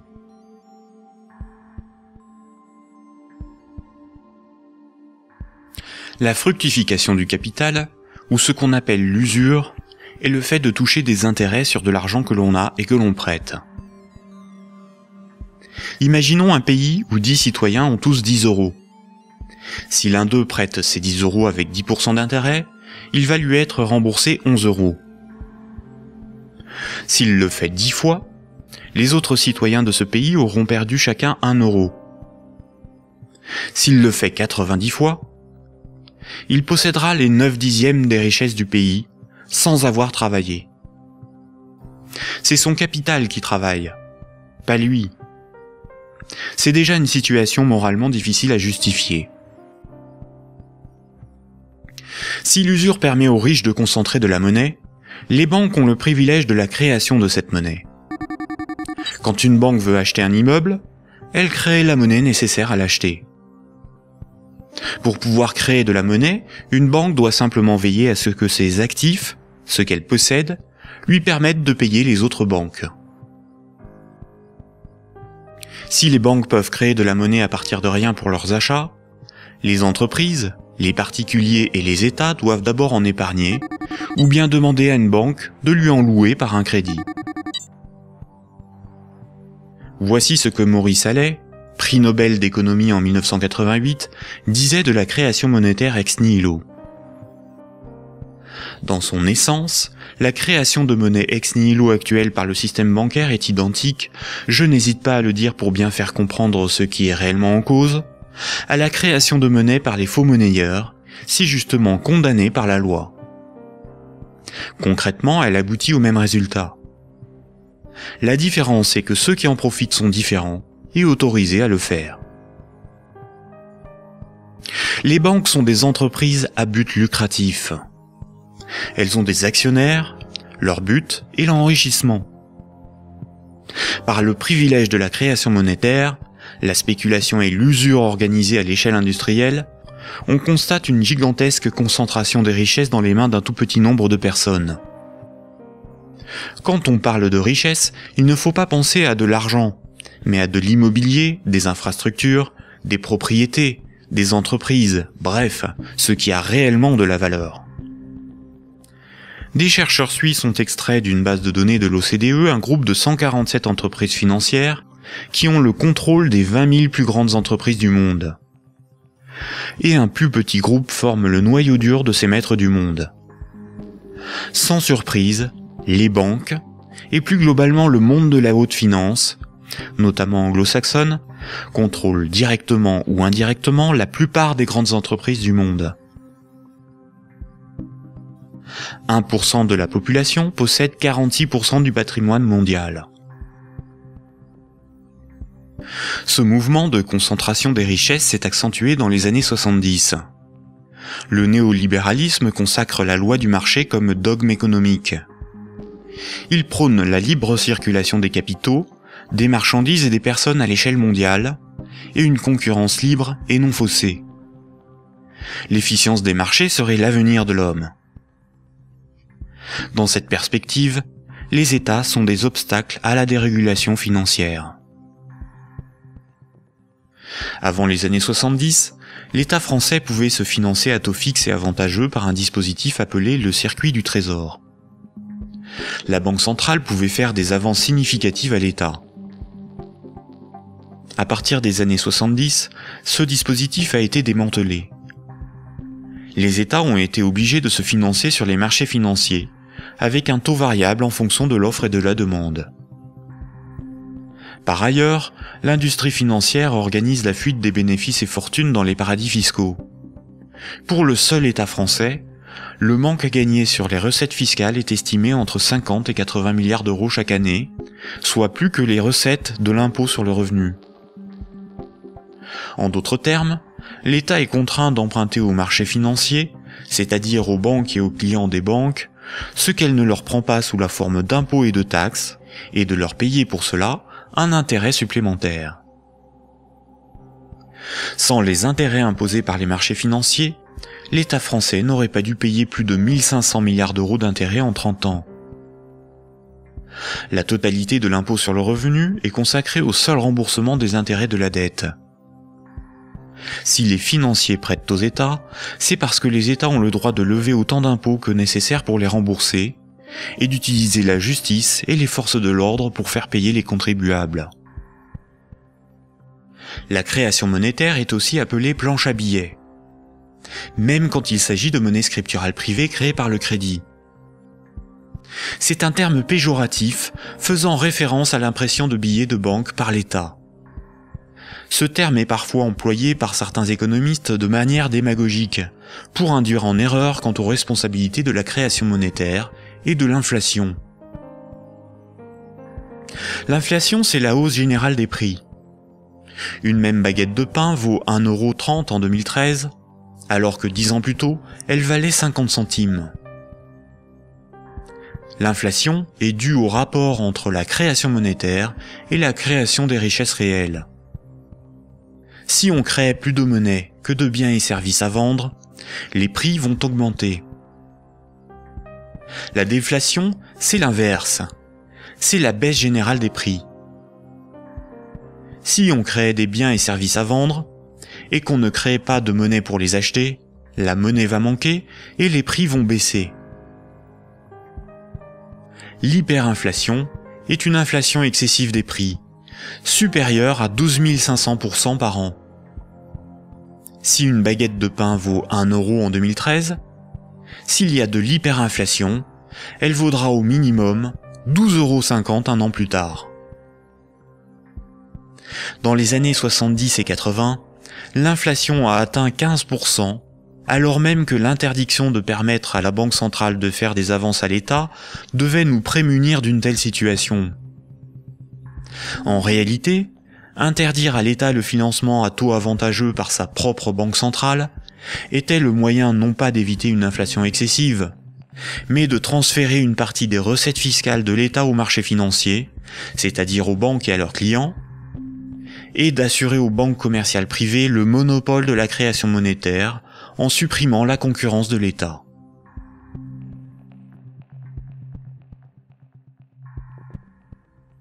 Voici ce qu'on pouvait lire en 1924, avant la Grande Dépression de 1929, dans le magazine de l'Association des banquiers des États-Unis. Le capital doit assurer sa propre protection par tous les moyens possibles, grâce à la coalition et à la législation. Les dettes doivent être collectées et les hypothèques exercées le plus rapidement possible. Lorsque les personnes ordinaires perdent leur maison à travers le processus de la loi, elles deviennent plus dociles et peuvent plus facilement être dirigées grâce au bras fort du gouvernement représenté par les principaux acteurs financiers et par une puissance centrale due aux richesses. Ces vérités sont bien connues de nos principaux intervenants, qui s'appliquent désormais à créer un impérialisme permettant de gouverner le monde. En divisant les votants grâce au système de partis politiques, nous les manipulons afin qu'ils dépensent toute leur énergie pour des problèmes n'ayant aucune importance. C'est donc grâce à une action discrète que nous garantirons la pérennité de ce que nous avons si bien planifié et accompli. Rappelez-vous, dans l'Antiquité, la monnaie physique a été inventée par des souverains pour lever des armées, conquérir de nouveaux territoires et instaurer une dépendance des peuples à la monnaie par la levée des impôts. Toutes les dettes devaient être réglées avec la monnaie du souverain. Cela lui permettait d'acheter les richesses aux populations avec la monnaie qu'il fabriquait lui-même. Une seule et même organisation gérait la fabrication de la monnaie, les armées, la législation, la justice et les forces de l'ordre. Aujourd'hui encore, la monnaie reste un instrument de domination et un élément clé de la géopolitique. Le siècle dernier a été celui du dollar américain. Le dollar américain est de loin la monnaie la plus répandue sur Terre. Le budget militaire américain est égal aux dépenses militaires de tous les autres pays réunis. Tous les ans, ce budget est voté par le Congrès et généreusement financé par la Banque fédérale américaine. Fondée en 1913, la Banque fédérale américaine est une banque privée et non une institution publique. La force militaire permet aux États-Unis d'assurer le statut de monnaie de réserve mondiale au dollar américain et de l'imposer dans le commerce international. Avant les attentats du 11 septembre 2001, les pays clés indépendants du système monétaire anglo-saxon étaient l'Afghanistan, l'Irak, le Soudan, la Libye, la Syrie, Cuba, la Corée du Nord, la Somalie et l'Iran. Les États-Unis et leurs alliés ont attaqué l'Afghanistan, l'Irak et la Libye. En Libye, une banque centrale opérationnelle a été créée par les soi-disant rebelles avant même que la guerre ne soit finie. Le colonel Kadhafi, Saddam Hussein et Kennedy ont en commun d'avoir défié la domination du dollar américain du cartel de banques privées qui dirige la Banque fédérale américaine. Aujourd'hui, les banques centrales sont indépendantes de tout pouvoir politique et sont coordonnées à l'échelle mondiale par la Banque des banques centrales, la BRI, Banque des règlements internationaux, située à Bâle en Suisse. Ce n'est pas une institution publique, elle n'a aucun mandat, ses membres ne sont pas élus, et pourtant c'est probablement le cœur du futur gouvernement mondial. L'application de la loi par les tribunaux, les forces de l'ordre, l'armée, sont comme des services assurés par les États à la corporation bancaire, qui contrôle aussi les plus grandes entreprises du monde. La propagande et la guerre permettent d'étendre la zone d'influence des monnaies, et donc le pouvoir de ceux qui en contrôlent la production. Sans la création monétaire par les banques commerciales privées, l'économie ne pourrait pas se développer, et le financement des États par les impôts et les taxes ne serait pas possible. Par cette dépendance, les intérêts de la corporation bancaire sont aussi ceux de la classe politique. Mayer Amschel Rothschild, célèbre banquier du XVIIe siècle, considéré comme le père de la finance internationale, a triomphalement déclaré ceci: « Donnez-moi le droit d'émettre et de contrôler l'argent d'une nation, et alors, peu m'importe qui fait ses lois. » Est-ce vraiment le peuple qui a le pouvoir ? Démocratie veut dire le pouvoir au peuple. En grec, démos c'est le peuple et kratos c'est le pouvoir. Dans un état de droit, celui qui établit les lois a le pouvoir. En démocratie, c'est le peuple qui écrit et vote les lois. Une aristocratie, c'est le pouvoir au meilleur. En grec, aristos, c'est le meilleur, et kratos, c'est le pouvoir. En aristocratie, ce sont les meilleurs qui ont le pouvoir et établissent les lois. Une oligarchie, c'est le pouvoir à un petit nombre. Oligos, c'est un petit nombre. En oligarchie, c'est un petit nombre qui a le pouvoir. En France, nous sommes sous un régime dénommé gouvernement représentatif. Tous les 5 ans, on demande au peuple d'élire ses représentants parmi un groupe d'hommes politiques, dénommé classe politique. Les représentants écrivent et votent les lois, pas le peuple. Nous sommes donc dans une oligarchie. Historiquement, le terme de démocratie pour désigner le gouvernement représentatif a été employé dans les années 1830 pour tromper l'opinion publique et faire croire au peuple qu'il a le pouvoir. Ce mensonge perdure encore de nos jours. Si nous étions en démocratie, nous voterions nous-mêmes les lois, par des votations ou des référendums, et nous pourrions aussi en écrire, en proposer. En France, les représentants du peuple sont des politiciens de carrière, pour beaucoup fonctionnaires et issus de classes supérieures, âgés de 60 ans en moyenne. Ils ne sont en rien représentatifs du peuple français. Une fois les représentants élus parmi l'oligarchie de la classe politique, les électeurs n'ont aucun contrôle sur la politique menée et la législation établie. Les représentants votent selon leurs opinions, leurs intérêts, leur complicité ou leur carrière politique. Ils sont la cible de groupes d'intérêts qui influencent leur vote. Les textes de loi sont dans 9 cas sur 10 rédigés par de hauts fonctionnaires non élus. Donner le pouvoir à un groupe d'hommes issus d'une oligarchie, ce n'est pas avoir le pouvoir, c'est désigner ses maîtres. Les partis politiques, apparus dans les années 1840, étaient un moyen de canaliser l'insatisfaction des électeurs dans des oppositions et des conflits sans conséquences. Car si les lois étaient votées par le peuple, ce qui définit la démocratie, il n'y aurait pas de manifestations, pas de grèves, pas de mécontentement ou de troubles sociaux. Le peuple serait souverain. Durant la Révolution, les riches avaient bien plus à perdre que les pauvres.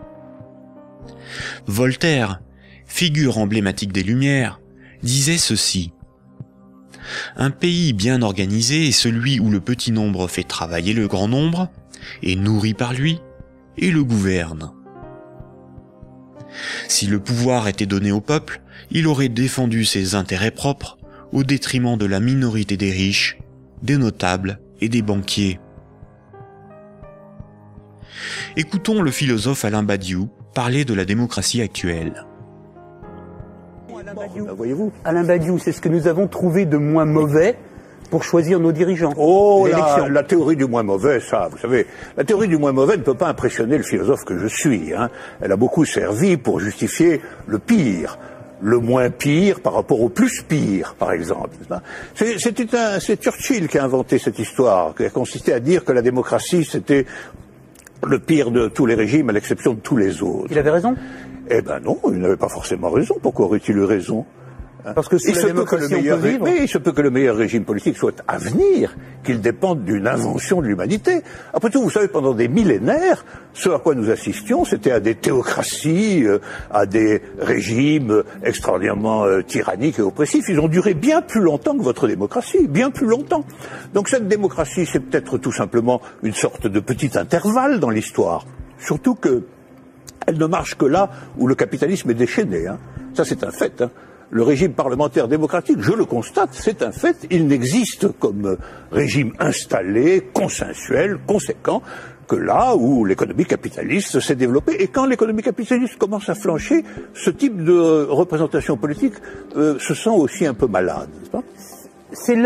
C'est là où on en vient au cœur de votre pensée. Un tout petit moment d'explication. Vous êtes, Alain Badiou, un de ceux qui avaient revendiqué le mot communisme, alors même que les régimes communistes ou étiquetés communistes étaient effondrés. Vous aspirez à un régime politique qui serait placé sous le signe de l'égalité. Tout votre livre, toute la République de Platon, tourne autour de cette idée. La cité idéale, c'est la cité de l'égalité, la cité de l'idée juste, donc du communisme. Et quand vous nous dites, pour moi, le capitalisme, c'est l'équivalent de la démocratie, là est la racine de votre rejet de la démocratie, je ne vous trahis pas.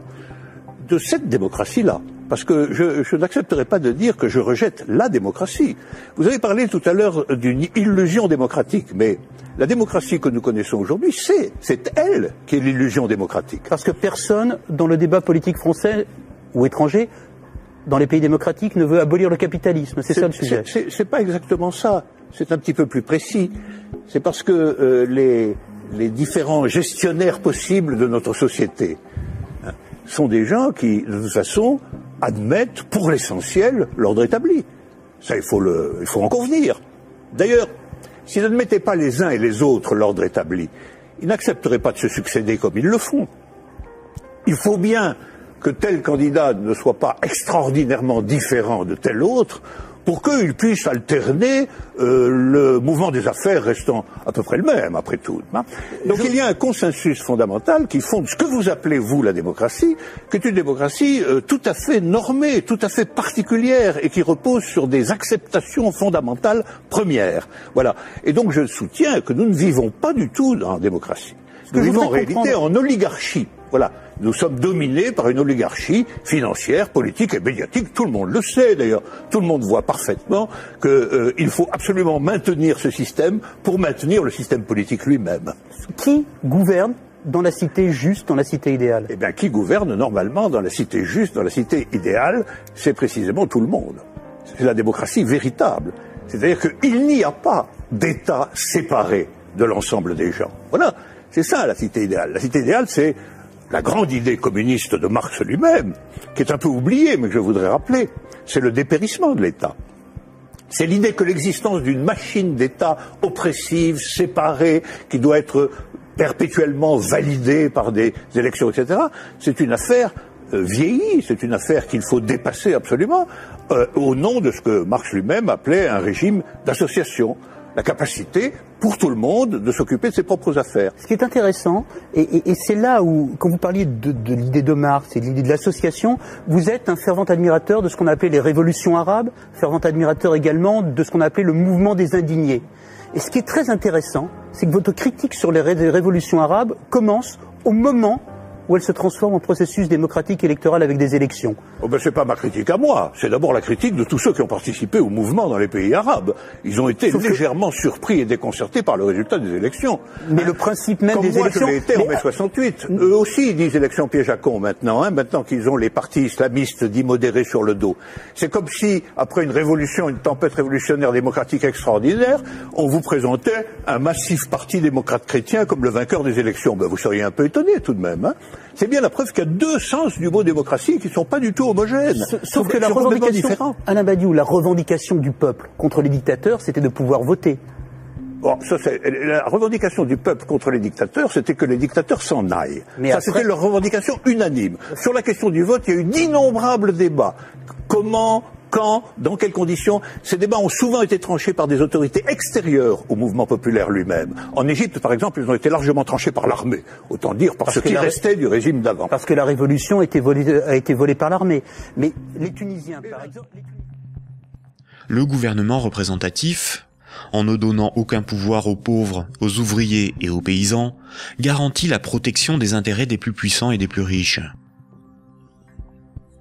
Aujourd'hui encore, le citoyen n'est qu'un électeur, un emprunteur et un consommateur. Il est informé par des médias inféodés aux grands groupes financiers et industriels dont ils sont pour la plupart la propriété. Le vote des lois par les citoyens, le référendum d'initiative populaire, ou la mise en place d'un parlement tiré au sort dans la population comme le sont les jurys populaires, qui sont des évolutions démocratiques élémentaires, sont systématiquement dénigrés dans les médias. L'Union européenne est une organisation soutenue à l'origine par les élites américaines pour éviter l'apparition d'une puissance concurrente en Europe de l'Ouest. Elle est néolibérale et structurellement antidémocratique. Si les peuples européens écrivaient et votaient eux-mêmes les lois de l'Union, Bruxelles ne serait pas la seconde place de lobbying après Washington. L'Union européenne est le royaume de Goldman Sachs et de la haute finance, dont les hommes se retrouvent à la tête de nombreuses institutions et même de certains États. Et nombreuses sont les carrières politiques se prolongeant dans le privé, au service des lobbies ou dans les grandes entreprises. Ce que nous appelons des euros, ce qui est sur notre compte en banque, ce ne sont pas des euros, mais une dette en euros. Ce que nous appelons crédit, prêt ou emprunt, ce n'est qu'une création de monnaie temporaire. Ce que nous appelons démocratie n'est pas une démocratie, mais une oligarchie. Ce que nous appelons un citoyen n'est rien d'autre qu'un électeur. Ces manipulations du langage empêchent les intellectuels, les politiciens, les journalistes et les électeurs de penser le monde. Elles dissimulent avec habileté le pouvoir sans égal des corporations, de la finance et du secteur bancaire.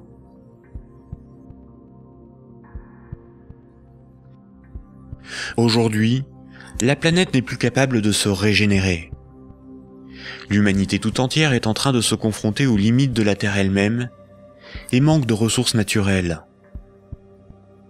Toute croissance économique nécessite beaucoup de matières premières et d'énergie.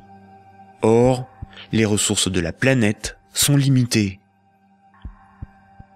Certaines organisations militent pour qu'une nouvelle approche économique et sociale émerge, pour que nous soyons respectueux de notre environnement et sortons d'une logique de compétition, de surconsommation et de conflit.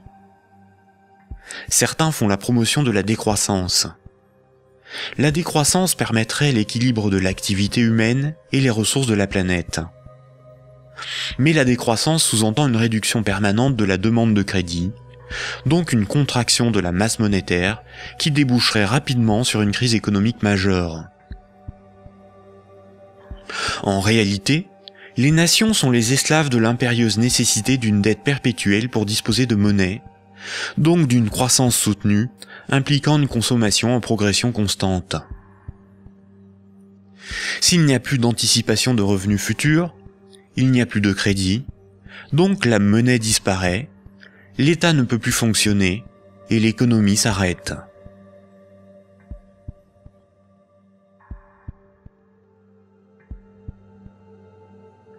La monnaie en circulation est créée par les banques contre intérêt lorsqu'elles accordent des crédits et détruite lors du remboursement des crédits. Ce cycle monétaire garantit aux banques une rente perpétuelle. Les créanciers sont les banques et le secteur financier, et les débiteurs sont le reste du monde. Notre système économique n'est en rien libéral, puisque nous sommes dépendants des banques pour réaliser le moindre échange économique. Nous ne sommes pas libres de ne pas être endettés. La rareté de la monnaie organise la concurrence entre les individus, entre les entreprises, entre les nations.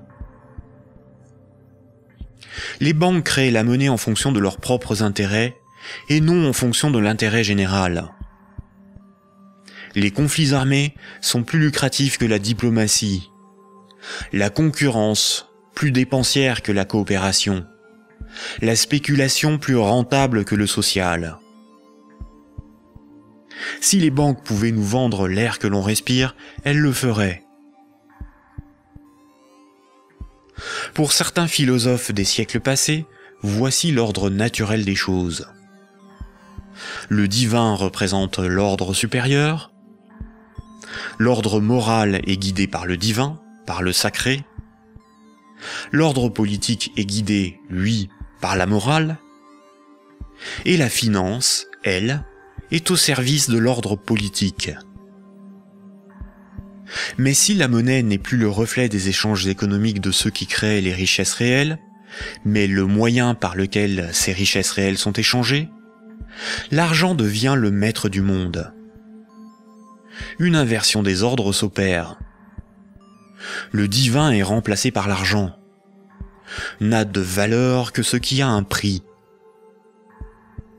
Les marchés font office de morale. Rien ne doit enfreindre les lois du marché, bénéfiques pour l'humanité. La finance est au service des marchés. Les financiers sont les nouveaux prophètes, ils défendent l'immanente main invisible. La politique et l'État sont au service de la finance, car ils en sont dépendants. Ils sont forcés de défendre les intérêts de la finance au détriment de ceux des peuples. Frédéric Bastiat, économiste politique au XIXe siècle, disait ceci. Quand le pillage devient un moyen d'existence pour un groupe d'hommes qui vit au sein de la société, ce groupe finit par créer pour lui-même tout un système juridique qui autorise le pillage et un code moral qui le glorifie.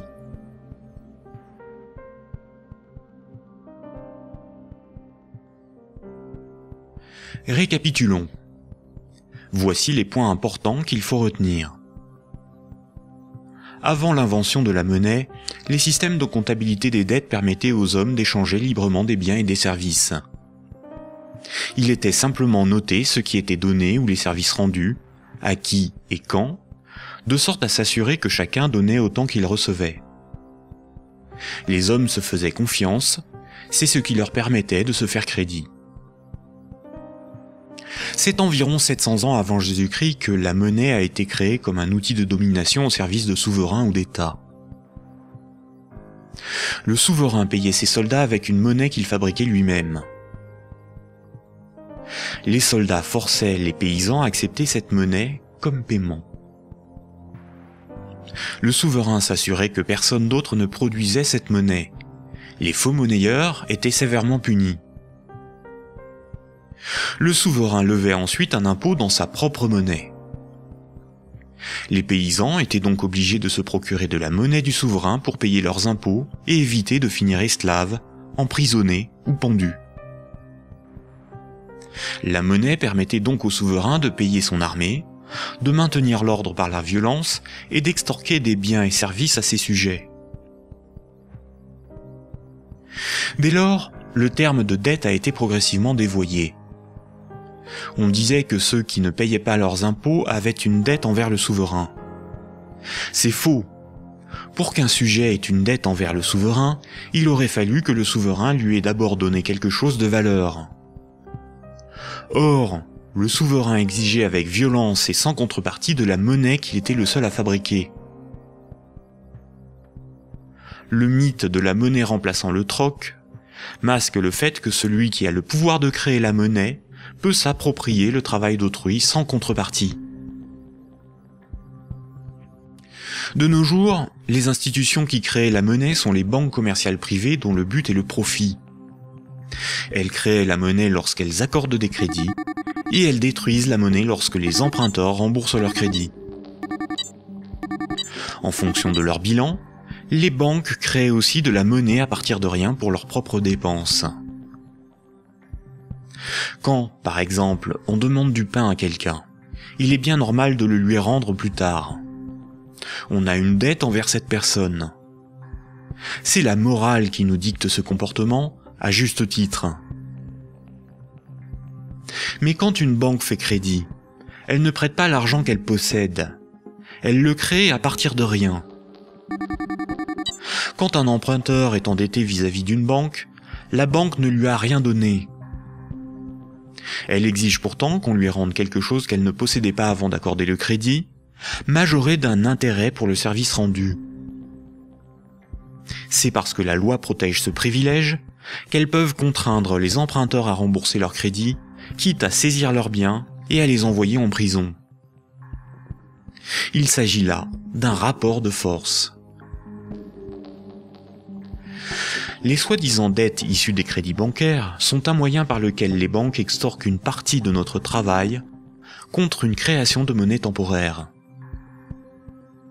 En associant la notion de dette avec le crédit bancaire, cette pratique a été moralisée et donc normalisée. La monnaie centrale donne l'illusion que c'est l'État qui crée la monnaie. Or, la monnaie centrale est fabriquée à la demande des banques commerciales privées lorsque des actifs détenus par celles-ci sont monétisés par la banque centrale. En réalité, ce sont bien les banques commerciales privées qui fabriquent et louent la monnaie que nous utilisons tous au quotidien. La monnaie en circulation est créée par le crédit bancaire, puis détruite lors du remboursement des crédits. De ce fait, si tout le monde remboursait ses dettes, il n'y aurait plus de monnaie en circulation, tous les comptes en banque seraient vides, et les billets et pièces de monnaie disparaîtraient. La création monétaire par le crédit et la destruction monétaire lors du remboursement des crédits déterminent une masse monétaire. La variation de la masse monétaire est similaire aux variations de la population d'un pays en fonction des naissances et des décès. Quand la masse monétaire diminue parce qu'il n'y a pas assez de crédits accordés par les banques commerciales privées, il y a moins d'argent en circulation dans l'économie, car la monnaie est détruite par le remboursement des crédits en cours. Chômage, pauvreté, précarité, faillite d'entreprises et endettement des États se développent rapidement. Dans un tel système, la croissance est vitale pour l'économie. Les entreprises, les particuliers et les États s'endettent auprès du système bancaire pour assurer une augmentation constante et exponentielle de la masse monétaire. S'ils n'empruntent plus, ou que les banques n'accordent plus de crédit, comme c'est le cas depuis la crise financière de 2008, la monnaie disparaît à cause de la destruction monétaire et une grave crise économique survient rapidement. Sans dette, il n'y a pas de monnaie. Sans monnaie, il n'y a pas d'économie, les nations ne peuvent pas s'échanger ce qu'elles produisent. Donc sans dette, il n'y a pas d'économie.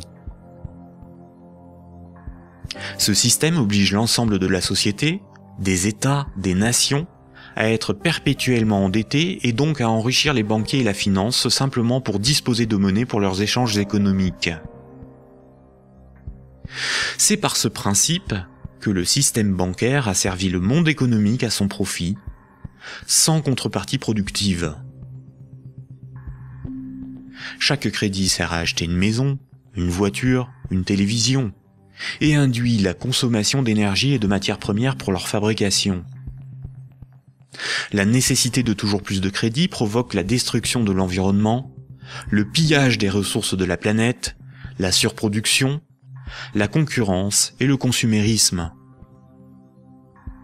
Tant que chaque unité de monnaie, chaque euro, sera issu d'un crédit bancaire, les banques gouverneront le monde et l'humanité pillera la planète et détruira l'environnement pour enrichir l'oligarchie financière.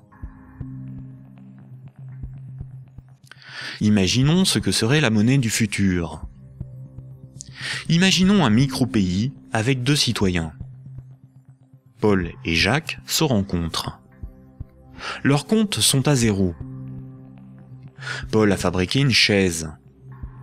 Il la vend à Jacques 10 unités de compte. Jacques a alors moins 10 sur son compte et Paul a plus 10. Paul peut convertir 5 unités de compte en monnaie manuelle, en billets de banque. Ainsi, tant qu'ils sont dans leurs débits autorisés, personne ne peut empêcher Paul et Jacques de s'échanger ce qu'ils produisent. Leur débit autorisé est calculé en fonction de leurs actifs et de leur solvabilité, et représente le risque financier que doit assumer la société tout entière. La monnaie du futur est un jeu à somme nulle. Dans le futur, la monnaie sera représentative des échanges économiques réalisés, et non ce qui les permet. Aujourd'hui, la monnaie ne fonctionne pas du tout comme ça. Ajoutons dans ce micro-pays une banque.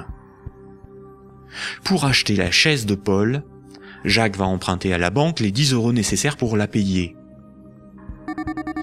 Jacques devra rembourser ces 10 € à la banque et verser en plus 1 € d'intérêt qui n'existe pas. Après la transaction, Paul possède bien les 10 € nécessaires à rembourser la banque et il faudra bien que Jacques les récupère d'une manière ou d'une autre pour rembourser son crédit. Il devra vendre son temps ou fabriquer des choses à vendre pour récupérer les euros pour rembourser son crédit. Mais les 1 € d'intérêt n'existeront qu'à partir du moment où un nouveau crédit aura été demandé à la banque. On comprend donc plusieurs réalités.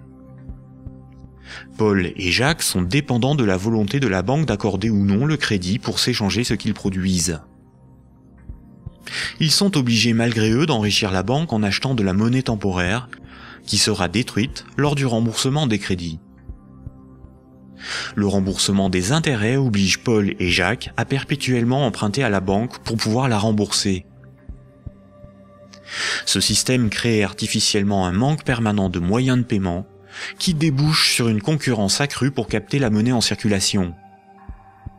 Paul et Jacques ont avant tout le problème de se procurer de la monnaie pour vivre. Il faut bien distinguer ce qui est au service de l'intérêt général et ce qui est au service d'intérêts particuliers. L'intérêt général, c'est l'intérêt du plus grand nombre, des nations dans leur ensemble. Les intérêts particuliers sont ceux des oligarques, des riches, des gens de pouvoir, des actionnaires, c'est-à-dire une minorité de personnes dans la société et à travers le monde. Prenons la monnaie. La monnaie sert des intérêts particuliers. Elle sert les intérêts de ceux qui la fabriquent, c'est-à-dire les banques commerciales privées et la finance, dont le but est l'enrichissement. La monnaie existe parce qu'il y a ce qu'on appelle des dettes. Ces dettes ne servent que des intérêts particuliers. La bourse et la spéculation, les marchés financiers, représentent très majoritairement des intérêts particuliers.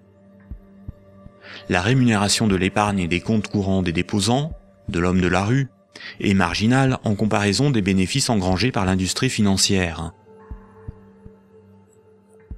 Le système politique, qui est censé défendre l'intérêt général, est forcé de protéger les privilèges des banques, des corporations et de la finance. Depuis les Lumières et la Révolution française, les régimes politiques basés sur l'élection de représentants ont été voulus parce qu'ils sont antidémocratiques. Ils permettent de défendre les intérêts de la classe supérieure et des élites par l'établissement de collusions toujours plus fortes entre la classe politique et les oligarchies financières et capitalistiques dont ils sont dépendants. La guerre est souvent financée par les riches et les banquiers. Seules des révolutions, des rébellions ou des révoltes se veulent véritablement au service de ceux qui les mènent. Les guerres, elles, ne servent que rarement l'intérêt général. La science, l'environnement, la santé, l'éducation, le progrès technique sont au service de l'intérêt général. En réalité, avec la privatisation de l'ensemble de ces domaines, ils sont de plus en plus au service d'intérêts particuliers afin d'en tirer le maximum de profit. La généralisation de l'économie de marché s'accompagne d'une concentration des richesses telle qu'à l'échelle mondiale, les 85 personnes les plus riches ont autant que les 3,5 milliards les plus pauvres.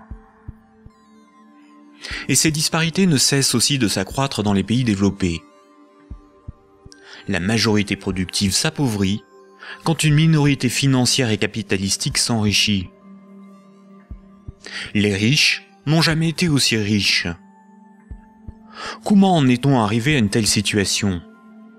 Pourquoi n'y a-t-il pas de mobilisation ou de révolte contre le capitalisme et la finance déchaînée qui ne cessent de dicter leurs lois aux nations ? La dictature parfaite serait une dictature qui aurait les apparences de la démocratie, une prison sans murs dont les prisonniers ne songeraient pas à s'évader. Un système d'esclavage où, grâce à la consommation et au divertissement, les esclaves auraient l'amour de leur servitude. Aldous Huxley, dans Le meilleur des mondes. La croissance, essentielle à la domination de la finance, nécessite des travailleurs consommateurs dociles et manipulables. La télévision les divertit par les jeux, les séries, le voyeurisme de la télé-réalité et un flot d'informations brutes, sans aucune analyse, ne jouant que sur la force des images, l'émotionnel et les peurs primaires. On y fait l'apologie de l'oligarchie, des idoles, du consumérisme, de la légèreté, du sexe et de la bêtise. Consommer, c'est être libre et heureux, réfléchir est futile et ennuyeux.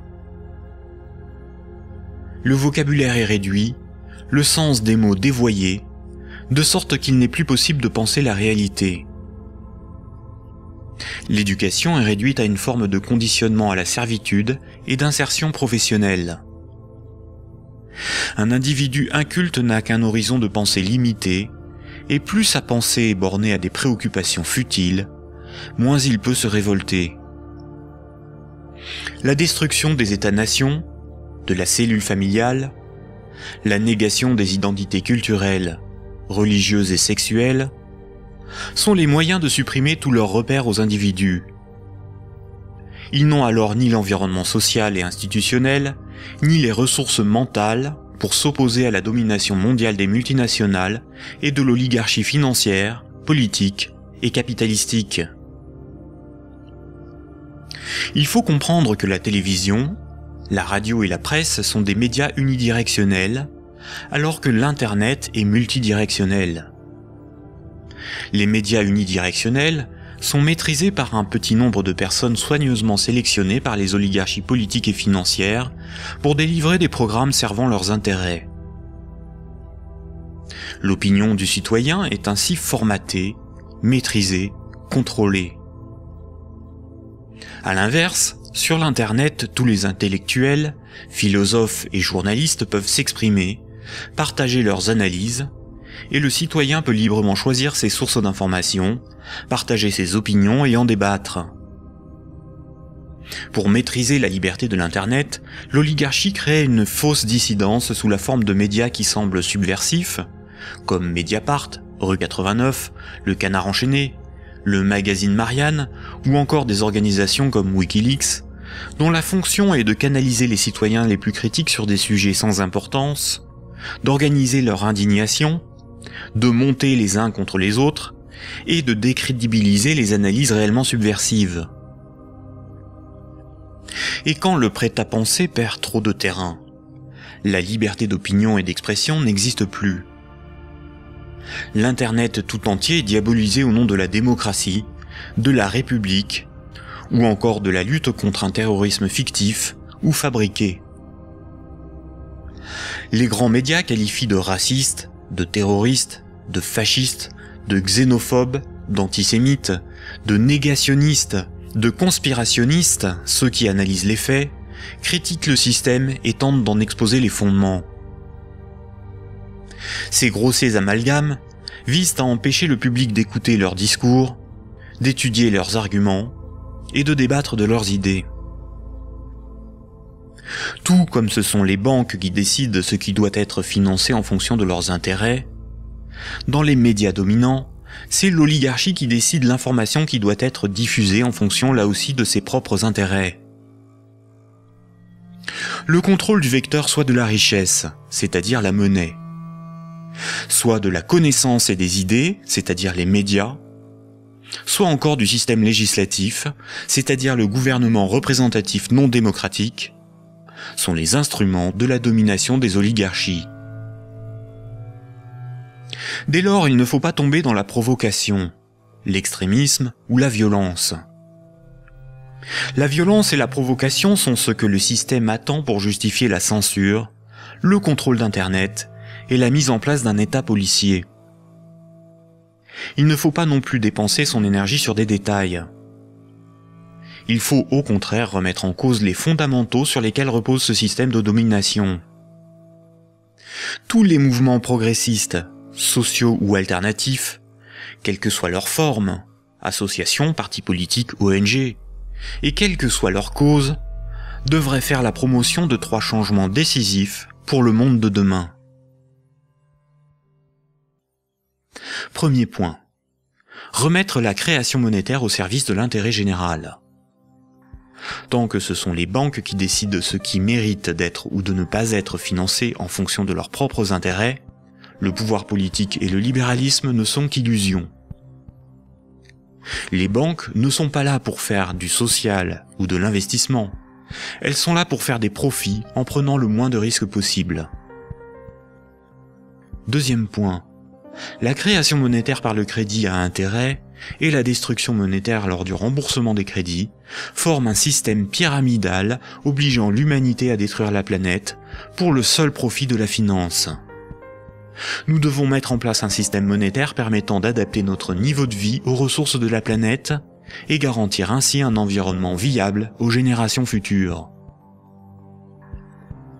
Troisième point, instaurer un système politique réellement démocratique. Seule une véritable démocratie permettra de garantir que les 2 premiers points sont durablement défendus. Contrairement à ce que les élites veulent nous faire croire, des peuples éclairés sont tout à fait à même d'établir une politique qui défend leurs propres intérêts et les intérêts des générations futures. Ces 3 points sont intimement liés. Sans une monnaie réellement publique, le lobby bancaire aura toujours la capacité de faire plier les gouvernements et changer les institutions. Un régime réellement démocratique, où c'est le peuple qui vote lui-même les lois, permet à la nation de s'opposer à toute privatisation de la monnaie et est la garante du maintien de la finance au service de l'intérêt général. Une création monétaire publique et l'instauration d'une véritable démocratie sont indissociables, car l'un est le garant de l'autre. Voici quelques mouvements citoyens dont les propositions permettraient des évolutions majeures de la société. La monnaie permanente, le 100% monnaie ou smart. La monnaie permanente s'oppose à la monnaie d'endettement. Elle remplace la création monétaire privée. Elle permettrait la mise en place d'une politique réellement écologique et sociale. Accompagnée d'une véritable démocratie, elle rend leur souveraineté monétaire aux nations. Les systèmes d'échange locaux. Les CEL sont similaires au système de comptabilité des dettes sans monnaie de l'Antiquité. Ils sont totalement indépendants de l'euro, contrairement aux monnaies locales ou complémentaires. Si une monnaie locale ou complémentaire est créée en échange d'euros donnés à l'organisation qui les gère, elle ne provoque qu'un protectionnisme marchand à petite échelle. Le revenu de base est le dividende universel. Tout en bouleversant les rapports sociaux, il impose de repenser la notion de travail, de justice, et induit une refonte du système monétaire pour être appliqué à grande échelle. Le tirage au sort. Un parlement non élu, mais tiré au sort dans la population est un système par nature démocratique, incorruptible et parfaitement représentatif.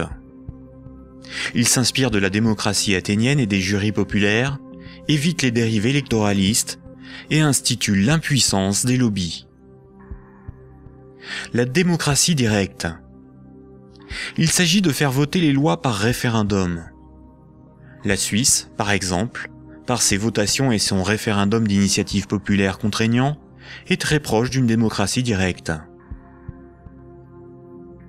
À nous de sensibiliser nos proches, nos concitoyens, nos décideurs, nos élites, sur les fondements du monde d'aujourd'hui, et de faire la promotion de ces alternatives économiques, financières et politiques essentielles au monde de demain.